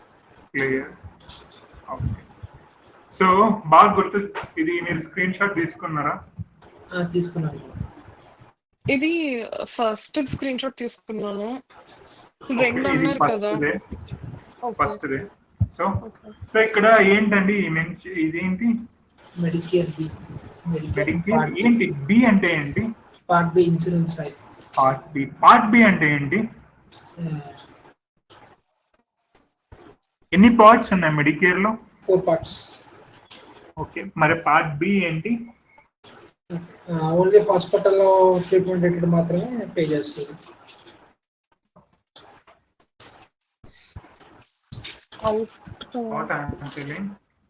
Without revision cover off. Bro, నాకు చెప్పడానికి పెద్ద టైమే పట్టదు. ఇన్చేపు చిటికేసినట్టు క్లాస్ క్లోజ్ చేసేయగలను నేను. చెప్పడానికి పెద్ద టైం పట్టదు. OP coverage, out patient coverage అసలు పార్ట్ బి అంటే. అవుట్ పేషెంట్ అంటే part A in patient. Correct. So జాగ్రత్తగా ఉండండి. ఇదంతా ఎందుకు అంటే రియల్ టైంలో మనం లోపలికి పోతే సర్వే కావాలి అంటే ఎవ్రీ డే నేర్చుకోవాలి. So Medicare part B. So మనకు ఈ ఇన్సూరెన్స్ వచ్చేసి ఇప్పుడు ప్రైమరీ అన్నమాట. సో ఫస్ట్ మనం ప్రైమరీకు బిల్ చేసినాం. ప్రైమరీకు బిల్ చేస్తే 30 to 45 days వాళ్ళు టైం తీసుకునేసి ఇన్సూరెన్స్ క్లైమ్ ప్రాసెస్ చేసి మెడికేర్ మనకు పేమెంట్స్ రిలీజ్ చేసింది. సో ఆ పేమెంట్స్ ఎట్లా రిలీజ్ చేసినారు, లైక్ మనం ఎంత బిల్ చేసినాం, దానికి ఎంత అలో చేసినారు, దానికి ప్రైమరీ ఎంత పే చేసింది, సో సెకండరీకి ఎంత పోతుంది 20%. ఈ ఇన్ఫర్మేషన్ అంతా మనకి ఎక్కడ దొరుకుతుంది అంటే ఈఓబి అంటే explanation of benefits. So first ఏమి ఇన్ఫర్మేషన్ ఉంటుంది అంటే insurance information, Medicare part B. So ఇది J1 మ్యాక్ పర్మిటో జీబీఏ, దీన్ని తీసేసేయండి. సో ఇలాంటివి మనకు ఉండవు అన్నమాట రియల్ టైంలో. సో నెక్స్ట్ వచ్చేసి ఇది అడ్రస్. పిఓ బాక్స్ అంటే పోస్ట్ ఆఫీస్ బాక్స్. ఓకేనా? Post office box. So 1051 Augusta. G అంటే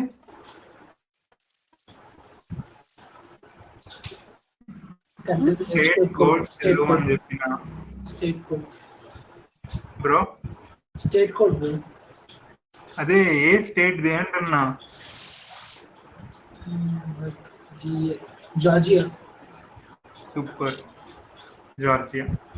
సో రియల్ టైంలో మీరు ఇన్సూరెన్స్ కు కాల్ చేసినప్పుడు ఇవన్నీ చెప్తారు అనమాట.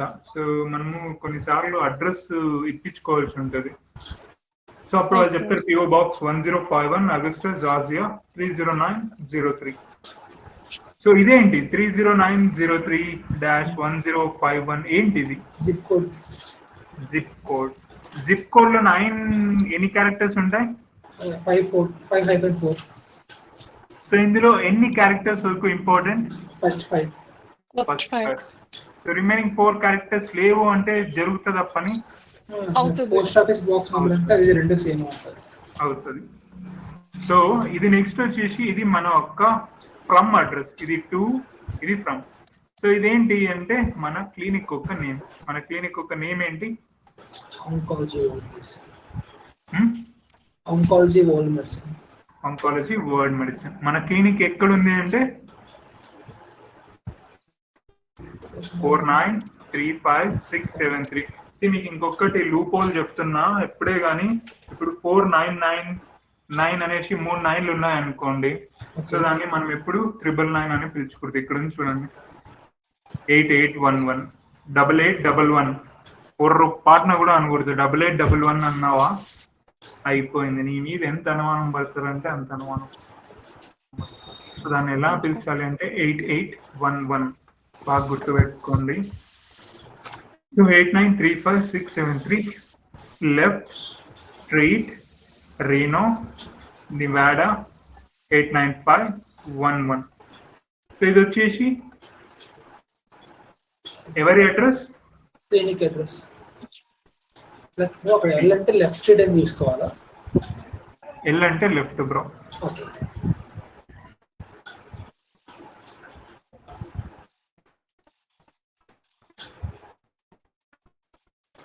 సో ఇది జనరల్ గా ఫోన్ నంబర్స్, మనకు రియల్ టైమ్ లో ఫోన్ నంబర్స్ ఉండవు. గుర్తుపెట్టుకోండి, మనకు మాక్సిమం ఈఓబి ఎంత పర్సెంట్ మ్యాచ్ అవుతుంది రియల్ టైమ్ కు అంటే 90% మాత్రమే మ్యాచ్ అవుతుంది.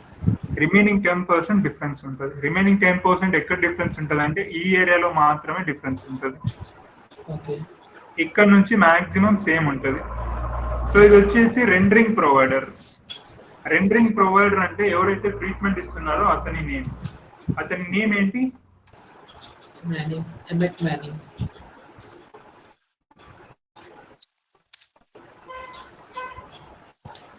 నీ పేరేంటి bro? Prasad Mumina. Full name? Anjaneya Prasad ముమినా.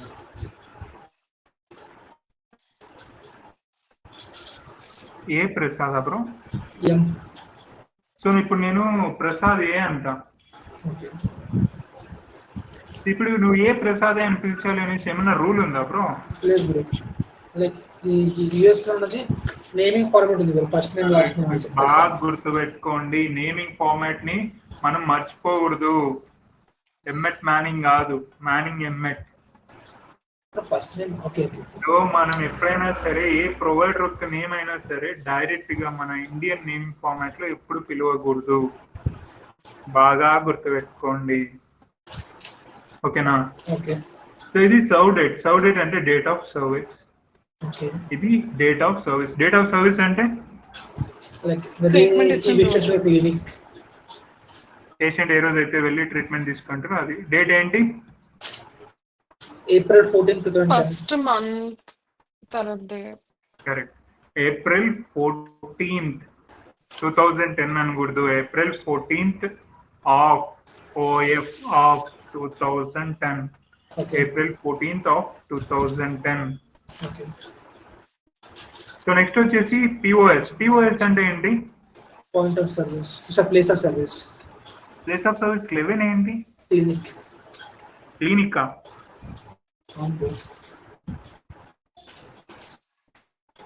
Indian పదాలు వాడకూడదు బ్రో, చెప్తున్నా మళ్ళీ. ఆఫీస్. మరి ఆఫీస్ యొక్క పేరేంటి? Oncology world medicine. So office యొక్క అడ్రస్ ఏంటి? 493567 లెఫ్ట్ స్ట్రీట్ రెనో ఎన్విడా 89511. 11 అని చెప్పకూడదు నాయన. 89511. సో ఎన్ఓఎస్ అంటే number of service. Number of service అంటే యూనిట్స్, ఓకేనా? ఓకే. యూనిట్ వచ్చేసి ఒక్కటే యూనిట్. సో పిఆర్ఓసి అంటే ప్రొసీజర్ కోడ్. ప్రొసీజర్ కోడ్ అంటే treatment code. CPT code. So 99205 CPT code. 99205 అంటే ఏంటి? Time period. Time period. ఆ టైం పీరియడ్ మన అండర్స్టాండింగ్ కోసం మాత్రమే. 99205 కు సెపరేట్ గా ఒక పర్టికులర్ నేమ్ ఉంది. ఏంటది? Consultation code. అదే. ఏం consultation code? Office visit. Patient consultation code. New patient office visit code.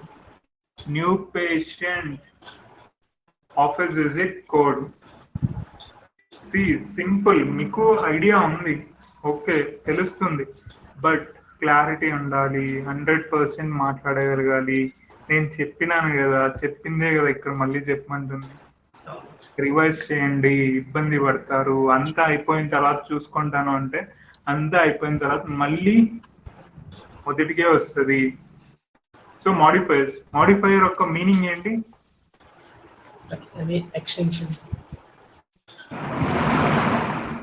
Extension అని చెప్పకూడదు బ్రో, అడిషనల్ మీనింగ్ అనేసి చెప్పాలి. అడిషనల్ మీనింగ్ వేరు, ఎక్స్టెన్షన్ వేరు. సో మాడిఫైయర్స్ ఏదైనా యూజ్ చేసినారా?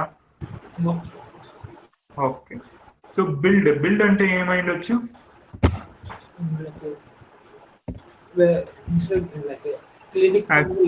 టోటల్ చార్జెస్, బిల్డ్ అమౌంట్ ఎంత బిల్ చేసినాం?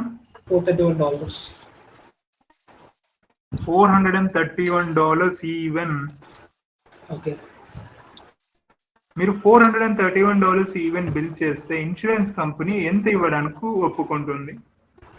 $193.15. So allowed amount insurance company ఎంత ఒప్పుకుంటుంది? $193.15. అంటే ఇప్పుడు $193.15 పే చేయాలి 99205కి అనేసి ఆ ఇన్సూరెన్స్ కంపెనీ మెడికేర్ ఎట్లా చేస్తుంది? ఎట్లా కనుక్కుంటుంది? ఈ సిపిటి కోడ్కి ఇంతనే పే చేయాలని ఎట్లా తెలుస్తుంది మెడికేర్ కు? They have their own consultant. Fees according to the fee schedule. Correct. Medicare fee schedule ద్వారా తెలుస్తుంది. సూపర్. మరి $193.15 ఎంత పే చేస్తుంది ప్రైమరీ? 80%. మరి ప్రైమరీ ఇన్సూరెన్స్ నేమ్ ఏంటి?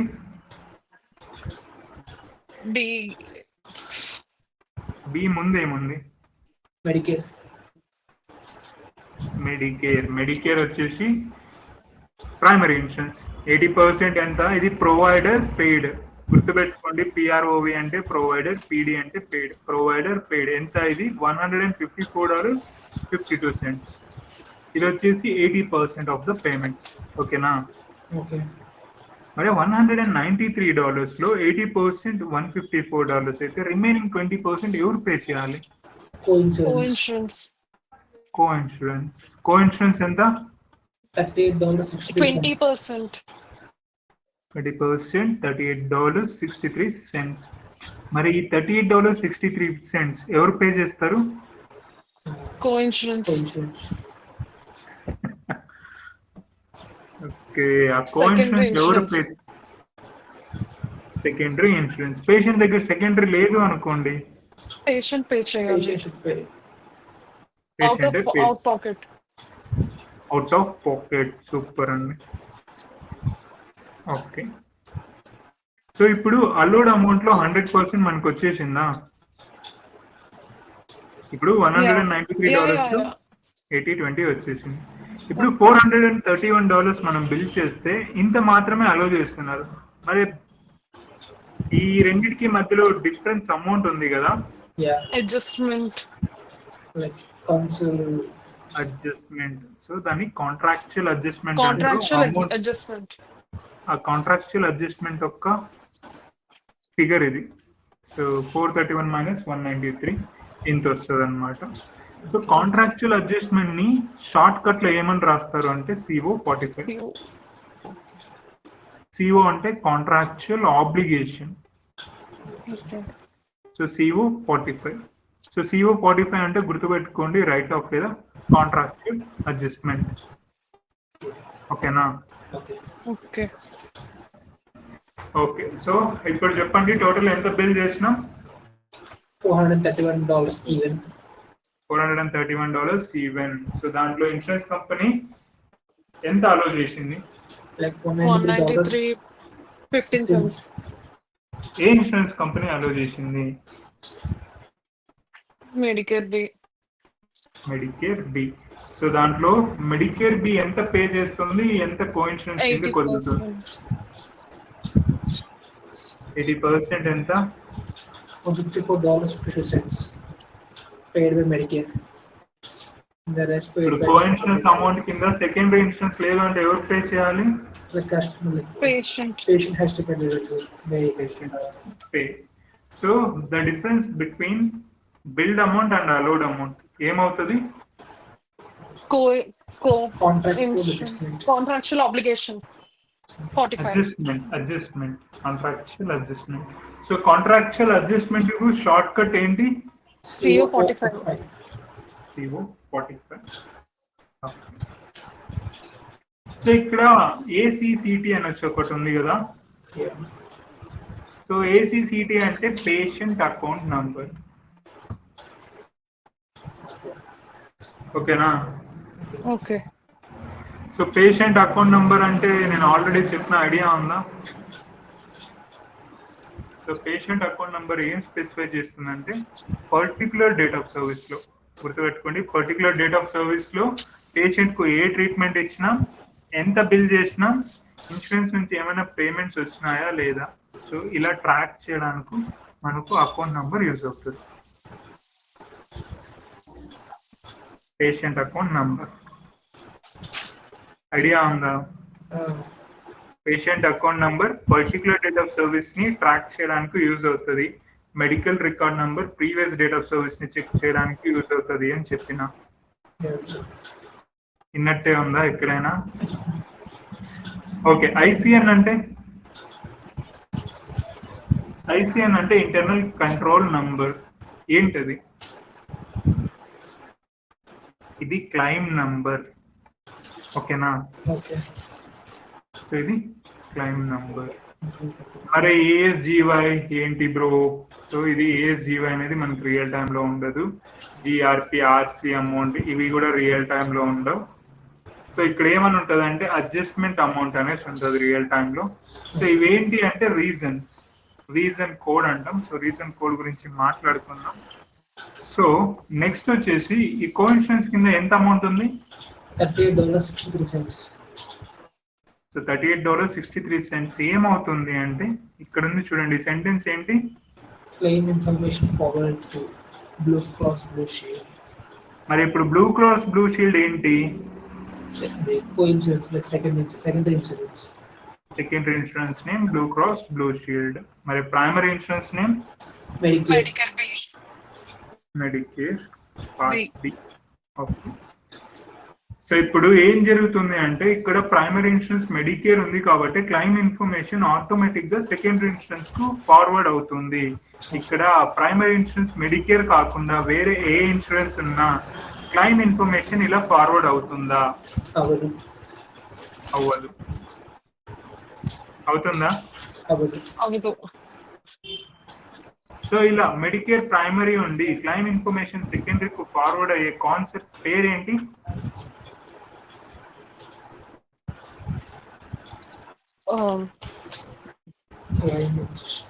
Medicare billing. Cross over claim.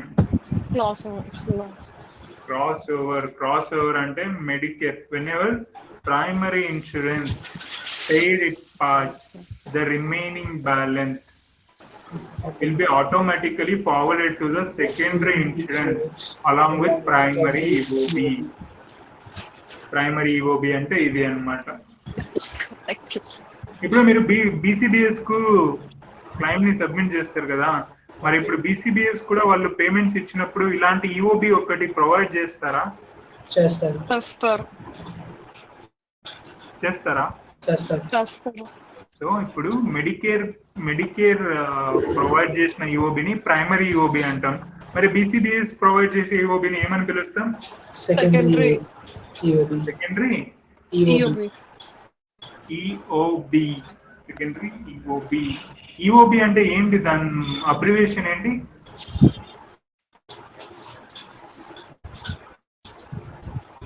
Explanation of billing benefits. Benefits. మరి EOB ఏం explain చేస్తుంది? Like the primary key in the it explains about the deduction. Claim raised against the billing. It explains how the claim has been processed. processed against the billing.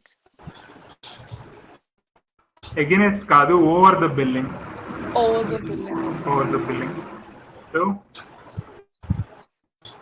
what actually EOB does is it explains how the claim has been processed. So అది రాసుకుంటే మంచిది. So నా దగ్గర అది text లేదు. Next ఇలానే procedure code కింద code ఉంది కదా 58677483k అన్నది. ఏది బ్రో? ప్రొసీజర్ కోడ్ లోని ఇది hit code bro. Hit code వచ్చేసి హిట్ కోడ్ మనకి రియల్ టైమ్ లో ఉండదు బ్రో. ఓకే. ఇందులో నేను ఏం ఎక్స్ప్లెయిన్ చేసినావో అవి మాత్రమే రియల్ టైమ్ లో కనబడతాయి. ఓకే. సో ఇంకొకటి బాగా గుర్తుపెట్టుకోండి, ప్రతి ఒక్క ఇన్సూరెన్స్ కంపెనీ సిమిలర్, ఒక 80 to 90% of the times similar గానే ఉంటాయి ఈఓబీస్. కానీ ప్రతి ఇన్సూరెన్స్ కంపెనీకి ఈఓబీస్ చేంజ్ అవుతాయి. ఓకే. కానీ సిమిలారిటీ ఏమన్నా ఉంటుందో ఒక ఇన్సూరెన్స్ కంపెనీ నుంచి ఇంకో ఇన్సూరెన్స్ కంపెనీకి అంటే 100% ఉంటుంది. కానీ ఒక 5 to 10% డిఫరెన్స్ ఉంటుంది.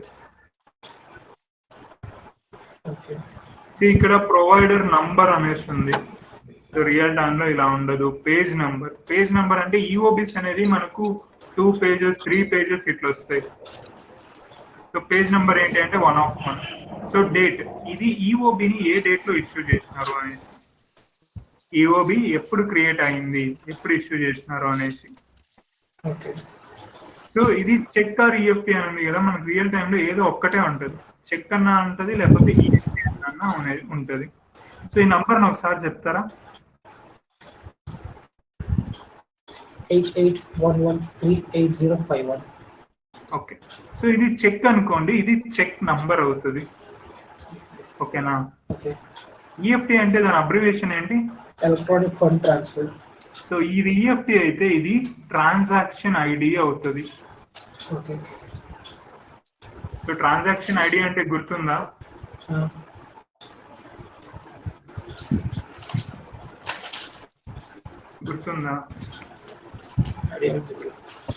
సో ఇది ఒక స్క్రీన్ షాట్ తీసుకోండి. సెకండ్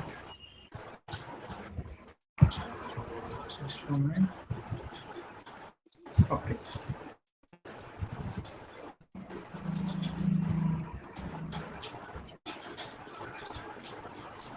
సో ఇది ఒక స్క్రీన్ షాట్ తీసుకోండి బ్రో. ఒకసారి నాకు ప్రీవియస్ కూడా కొంచెం క్లారిటీ డౌట్ ఉంది బ్రో.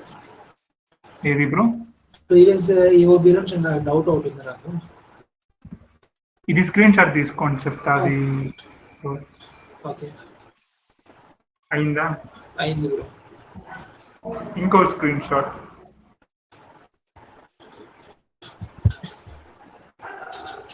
అయిందా? అయింది. ఓకే. సో చెప్పండి బ్రో. ఇక్కడ పేషెంట్ రెస్పాండ్ అని చెప్పి $38.63 నెంబర్ ఇచ్చారు కదా, 60 cents. అది సెకండరీ ఇన్సూరెన్స్ కానీ లైక్ పేషెంట్ పే చేయాలని చెప్పి ఐడెంటిఫికేషన్కి ఇచ్చారా, లేకపోతే PTRESP అని చెప్పేసి లైక్ ప్రొవైడర్ నేమ్ కింద? అది ప్రొవైడర్ ఇష్టం కదా, లైక్ తన దగ్గర ఇన్సూరెన్స్ ఉంటే అది సెకండరీకి వెళ్తుంది, లేకపోతే తనే పే చేసుకోవాలి. ఓకే. ఆన్సర్ వచ్చిందా బ్రో? వచ్చింది బ్రో. నాకు అవి ఎందుకో ఈ జియోమీట్ లో అసలు ఇయర్ ఫోన్స్ పని చేయట్లేదు బ్రో. ఓకే. సరిగ్గా వాయిస్ వినపడట్లేదు, అది ఇష్యూ అవుతుంది. ఓకే. సో ఈఓబిని మీరే ఎక్స్ప్లెయిన్ చేయాలి. సో ఇన్సూరెన్స్ నేమ్ ఏంటి? Medicare service center. ఈ NPI number, check number real time లో ఉండదు. ఈ NPI number, check number real time లో ఇలా మెడికేర్ సర్వీస్ సెంటర్ కింద ఉండదు, ఈ పార్ట్ లో ఉంటుంది, ఈ ఏరియాలో ఉంటుంది. ఎన్పిఐ నంబర్ వచ్చేసి మన ప్రొవైడర్ యొక్క ఎన్పిఐ నంబర్, చెక్ నంబర్ వచ్చేసి ట్రాన్సాక్షన్ చెక్ ద్వారా పేమెంట్ అయింది. సో ఈ మెడికేర్ సర్వీస్ సెంటర్ కింద ఏం ఇన్ఫర్మేషన్ ఉంటుంది? అడ్రస్, ఈ ఇన్ఫర్మేషన్ ఉంటుంది. ఓకేనా? ఓకే. ఓకే. PO Box 1051 నార్మల్గా అడ్రస్ ఉంటుంది. సో మన క్లినిక్ నేమ్ ఏంటి? Health care clinic. Health care clinic ఎక్కడ ఉంది? 505 harvest way, unit B. Summerville, Ohio 549568. Ohio కాదు, Ohio. Ohio. So pronunciation important. So మీరు ఆ స్టేట్స్ నేమ్స్ ని మాత్రం ప్రొనౌన్సియేషన్ కోసం యూట్యూబ్ లో చాలా ఛానల్స్ ఉన్నాయి, లైక్ వీడియోస్ ఎక్కువ ఉన్నాయి. సో మీరు ఒకసారి జస్ట్ ప్రొనౌన్సియేషన్ ఎట్లా పలకాలి అనేసి ఒకసారి చూడండి, మీకు రిజిస్టర్ అవుతుంది. Okay. Summerville, Ohio 49568. Okay. So performing provider అయినా రెండరింగ్ ప్రొవైడర్ అయినా ఒక్కటే. సో పర్ఫార్మింగ్ ప్రొవైడర్ యొక్క నేమ్ ఏంటి? డోజియం. సౌ డేట్ అంటే ఏంటి? Service date, like the day where take the services from the clinic. Okay. So ఏంటి date of service?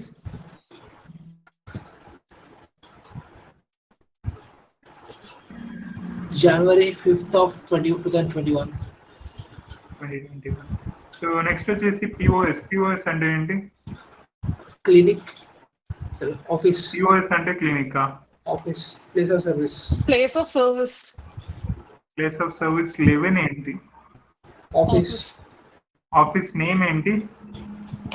Medicare health center. Medicare service center. Okay. Health care clinic. Health care clinic. So number of service అంటే ఏంటి? 1. Units. రాసుకోండి, running notes అంటే. So PROC అంటే procedure code. So procedure code అంటే treatment CPT code. Code. Okay. CPT code 99214 ఏంటి? It's a follow up CPT code. Follow up CPT కోడా? అవును bro. అవును బ్రో, కరెక్టే బ్రో. దానికంటూ వర్డ్స్ ఉంటాయి, ఇంకా కొన్ని వర్డ్స్ ఉంటాయి. Like establish patient flow. లేదు, ఫాలోఅప్ పేషెంట్ కరెక్ట్, దాంతో పాటు ఇంకొన్ని పదాలు ఉంటాయి. ఫాలోఅప్ సిపిటి కోడ్ కాదు, follow up patient CPT code, follow up patient office visit code. Okay. కొంచెం ప్రొఫెషనల్ అంతే, అది లోకల్ గా కాకుండా ఫాలోఅప్ కోడ్ అనేసి అనుకుండా. సో కొంచెం ప్రొఫెషనల్ గా. సో నెక్స్ట్ సిపిటి కోడ్ ఏంటి? 80053. ఏంటది? It's pathology laboratory code. Laboratory code. Okay. దీనికి ఏమైనా మాడిఫైర్స్ యూజ్ చేసినావా? నో, మాడిఫైర్స్ ఏమి యూజ్ చేయాలి. మరి ఎంత బిల్ చేసినాం? $150 for follow-up CP. So total ఎంత బిల్ చేసినాం? $220. ఈవెన్. $220 ఈవెన్. సో ఎంత అలో చేసింది? $140.85. సో $140.85 ఎట్లా అలో చేసింది? దీన్ని బేస్ చేసుకొని అలో చేసింది. Fee structure, like Medicare fee structure base చేసుకొని అలో చేసింది. సూపర్. సో ఇప్పుడు ఇన్సూరెన్స్ కంపెనీ ఎంత పే చేస్తుంది?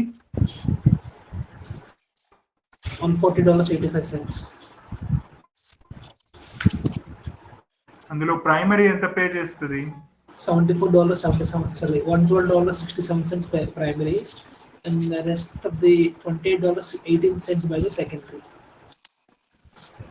మరి సెకండరీ ఇన్సూరెన్స్ నేమ్ ఏంటి? Physician Mutual Insurance. స్వాతి మీకు క్లియరా? క్లియర్. ఓకే.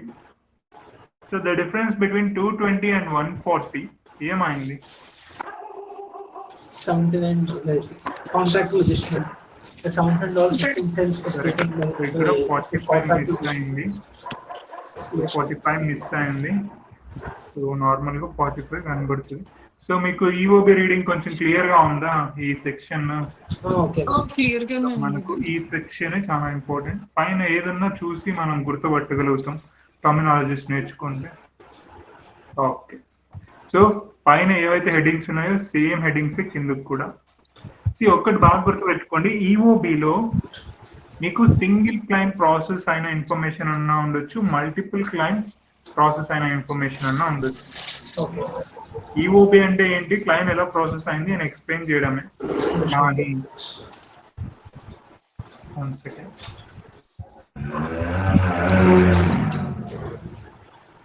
ఓకే,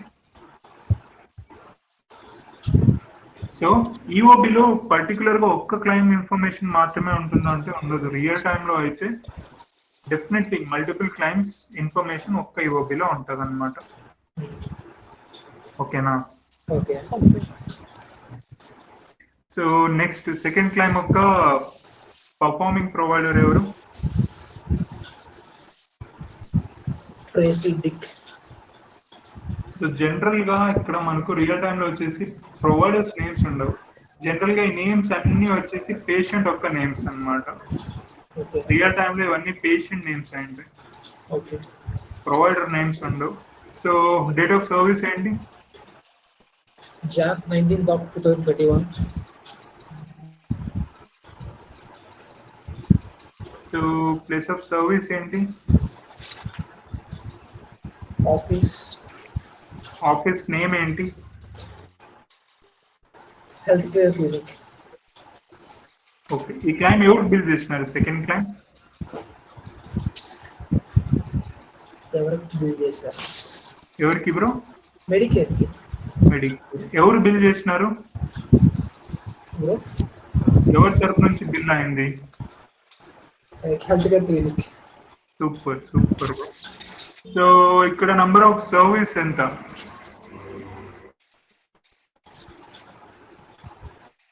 లేదు, జనరల్ గా ఎంత అయ్యొచ్చు, ఏమైండొచ్చు? 1 సింగిల్ బ్రో. 1. ఓకే. సో ఇప్పుడు ప్రొసీజర్ కోడ్, ఫస్ట్ కోడ్ ఏంటి? Follow patient office visit code. Follow patient office visit code. Super. So next,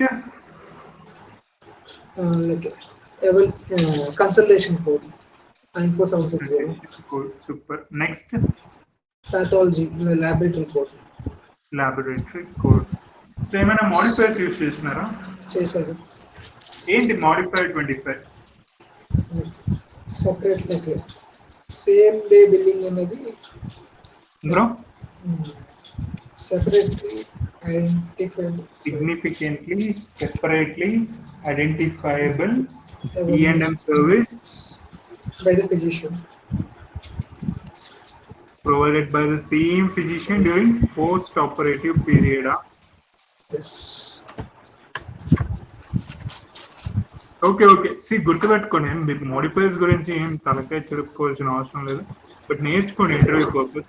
so QW modifier వచ్చేసి especially for laboratory services QW modifier use చేస్తారు. So modifiers 2 modifiers ఉన్నాయి. Okay. So total గా ఎంత bill చేసినారు? $161 even. So అందులో insurance company ఎంత allow చేస్తుంది? $79.13. So difference between 161 and 79 ఏమైంది? $81.87. It is by contractual adjustments. Contractual adjustment యొక్క షార్ట్ కట్ ఏంటి? CO45. CO45. సో ఇప్పుడు $79.13 ఎంత పే చేసింది మెడికేర్? $63.30. Remaining balance $15.83. $15.83 కి ఏమని పిలుస్తాం? Co-insurance. పర్ఫెక్ట్. సో ఇప్పుడు ఈ కో ఇన్సూరెన్స్ అమౌంట్ జనరల్ గా ఏమవుతుంది?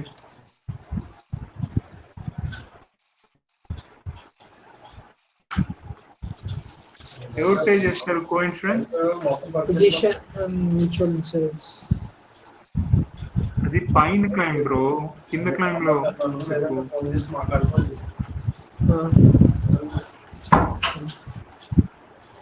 దీనికి out of pocket customer pay చేస్తారు, పేషెంట్ పే చేస్తారు. పేషెంట్ పే చేస్తారు అంటే పేషెంట్ సెకండరీ లేదా? ఇందులో లేదు. సెకండరీ లేదా? లేదు బ్రో. ఎట్లా చెప్తున్నారు లేదు అనేసి?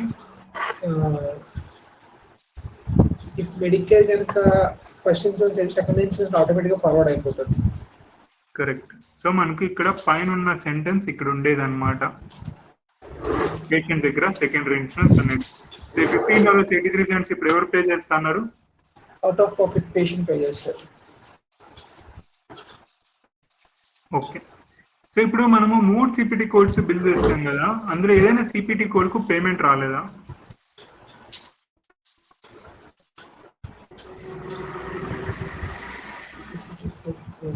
అన్ని వచ్చాయి.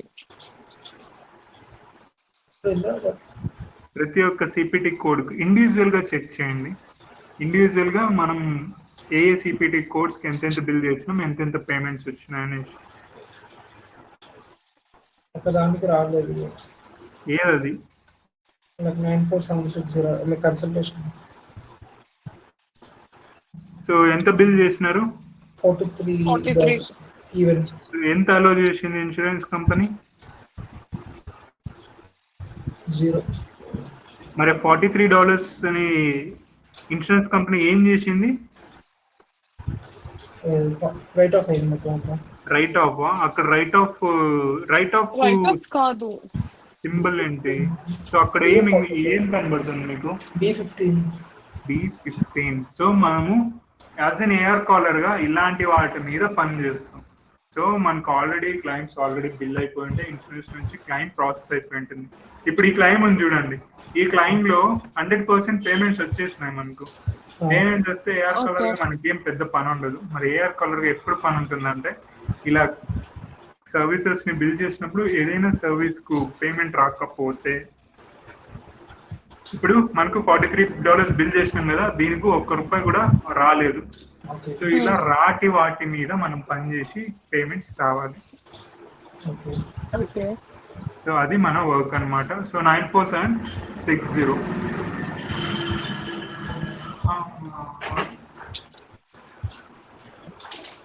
CPT code description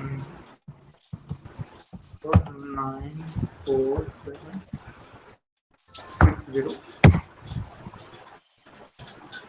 So the procedure for non-invoice year or pulse oximetry for oxygen saturation, I see. So okay, ఇప్పుడు మీరు క్లినిక్ కి పోతారు కదా, పోయినప్పుడు కన్సల్టేషన్ ఫీజ్ కింద ₹100 పే చేసిండ్రు. ఇప్పుడు డాక్టర్ ఏం చేస్తాడంటే స్టెథోస్కోప్ తీసేసి మీకు మీ హార్ట్ బీట్ చెక్ చేస్తాడు అనమాట.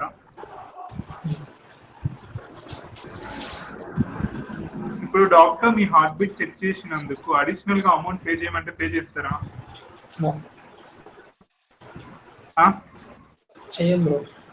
ఎందుకు bro?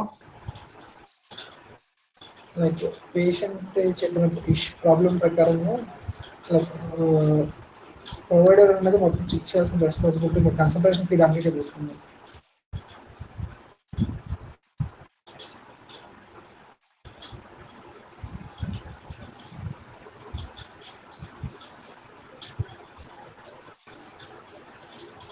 Hello hello hello hello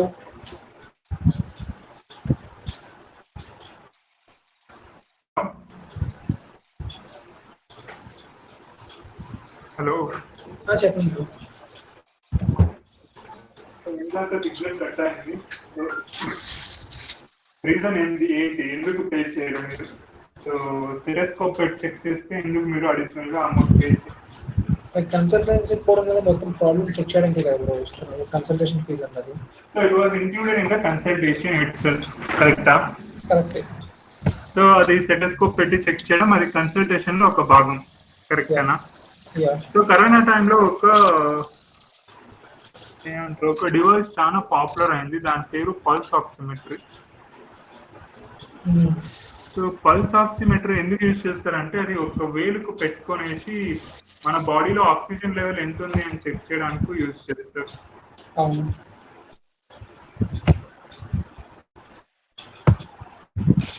so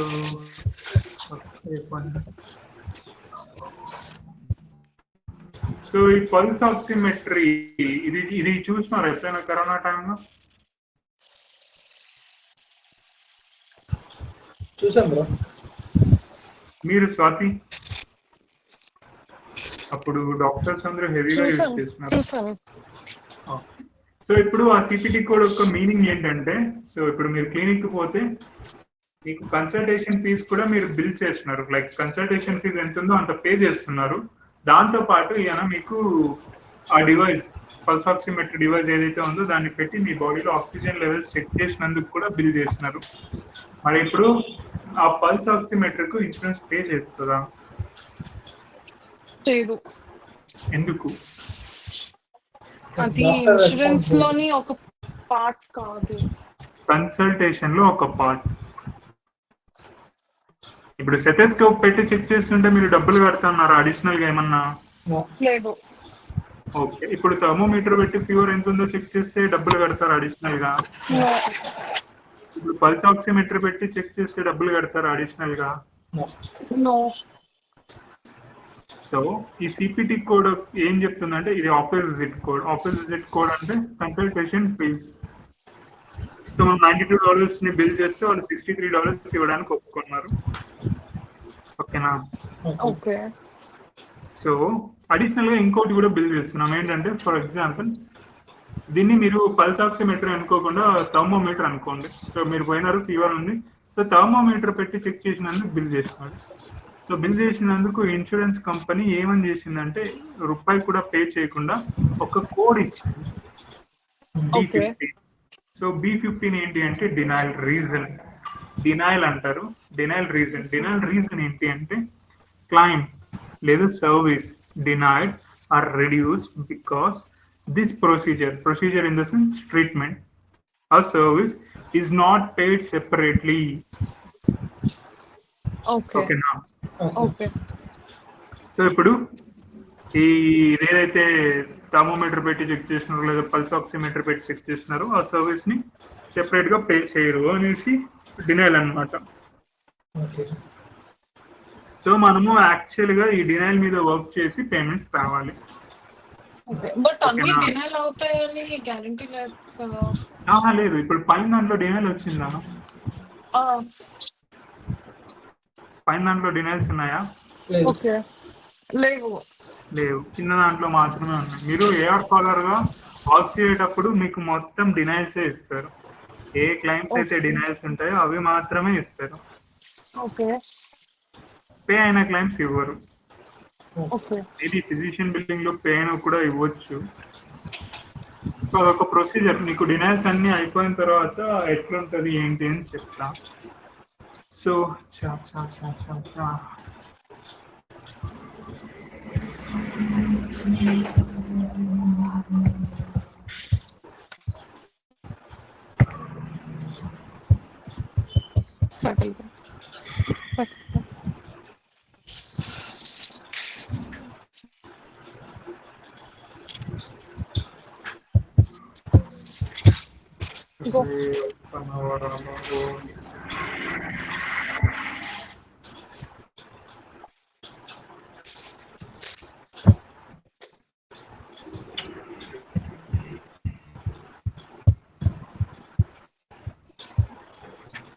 okay, so ఇందులో ఏమైనా డౌట్స్ ఉన్నాయా?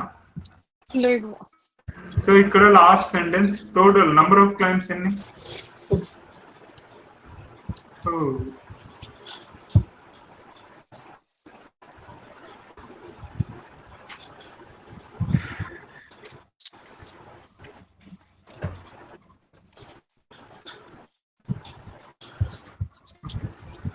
టోటల్ నంబర్ ఆఫ్ క్లైమ్స్ ఎన్ని?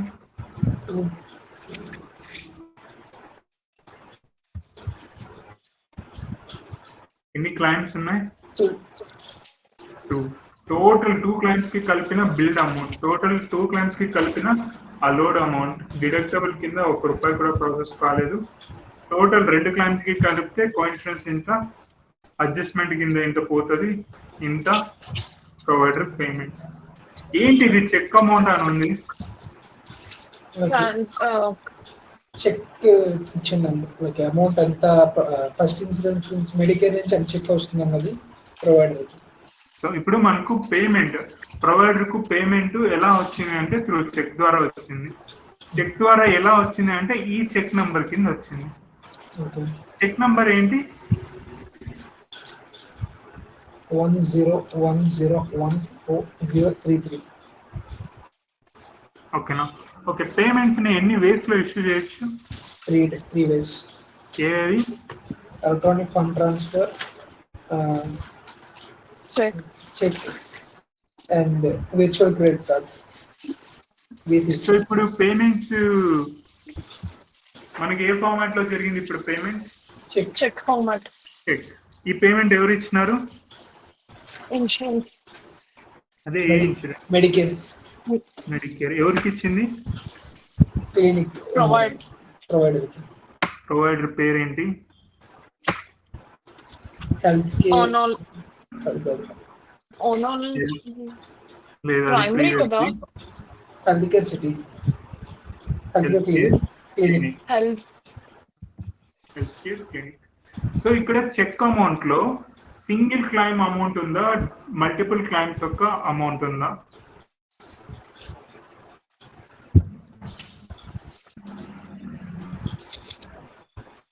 అర్థం కాలేదా question? Multiple claims. Multiple claims యొక్క పేమెంట్ ఈ చెక్ అమౌంట్ లో ఉంది. మరి ప్రీవియస్ దాంట్లో సింగిల్, ఇందులో సింగిల్ ఉందా మల్టిపుల్ ఉందా? సింగిల్. గుర్తుపెట్టుకోండి, సింగిల్ చెక్. లెట్స్ సే ఇది చెక్ ట్రాన్సాక్షన్ అనుకుందాం, ఇది చెక్ నంబర్ అనుకుందాం. మరి ఇక్కడ సింగిల్ పేమెంట్ ఎంత? త్రూ చెక్ ద్వారా ఎంత అమౌంట్ పేమెంట్ కిందకి వస్తుంది? $154.52. ఈ అమౌంట్ చెక్ ద్వారా Medicare part B oncology world medicine కు పంపిస్తుంది అనమాట. సో సింగిల్ చెక్, ఎందుకంటే ఇక్కడ సింగిల్ క్లైమ్ మాత్రమే ఉంది. ఇక్కడ మల్టిపుల్ క్లైమ్స్ ఉన్నాయి. మల్టిపుల్ క్లైమ్స్ యొక్క పేమెంట్ ఒక్క చెక్ లోనే ఇస్తే దాన్ని బల్క్ చెక్ అంటారు. Bulk check.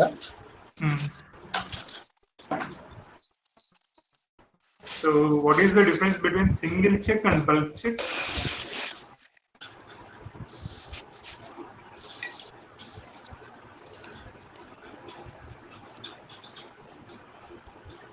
సింగిల్ చెక్ అంటే జస్ట్ ఒక ఇన్సూరెన్స్ నుంచి వచ్చింది సింగిల్ చెక్. సింగిల్ క్లెయిమ్ కి వచ్చిన అమౌంట్ సింగిల్ చెక్ అంటారు.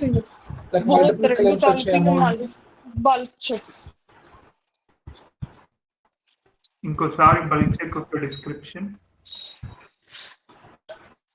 Checks received from multiple claims.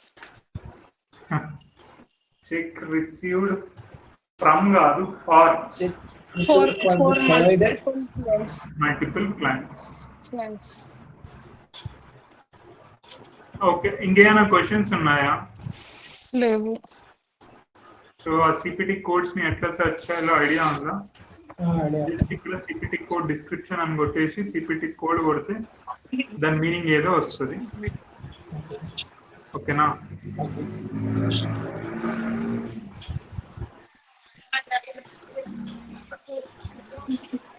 Sorry, ఇంకేమైనా డౌట్స్ ఉన్నాయా?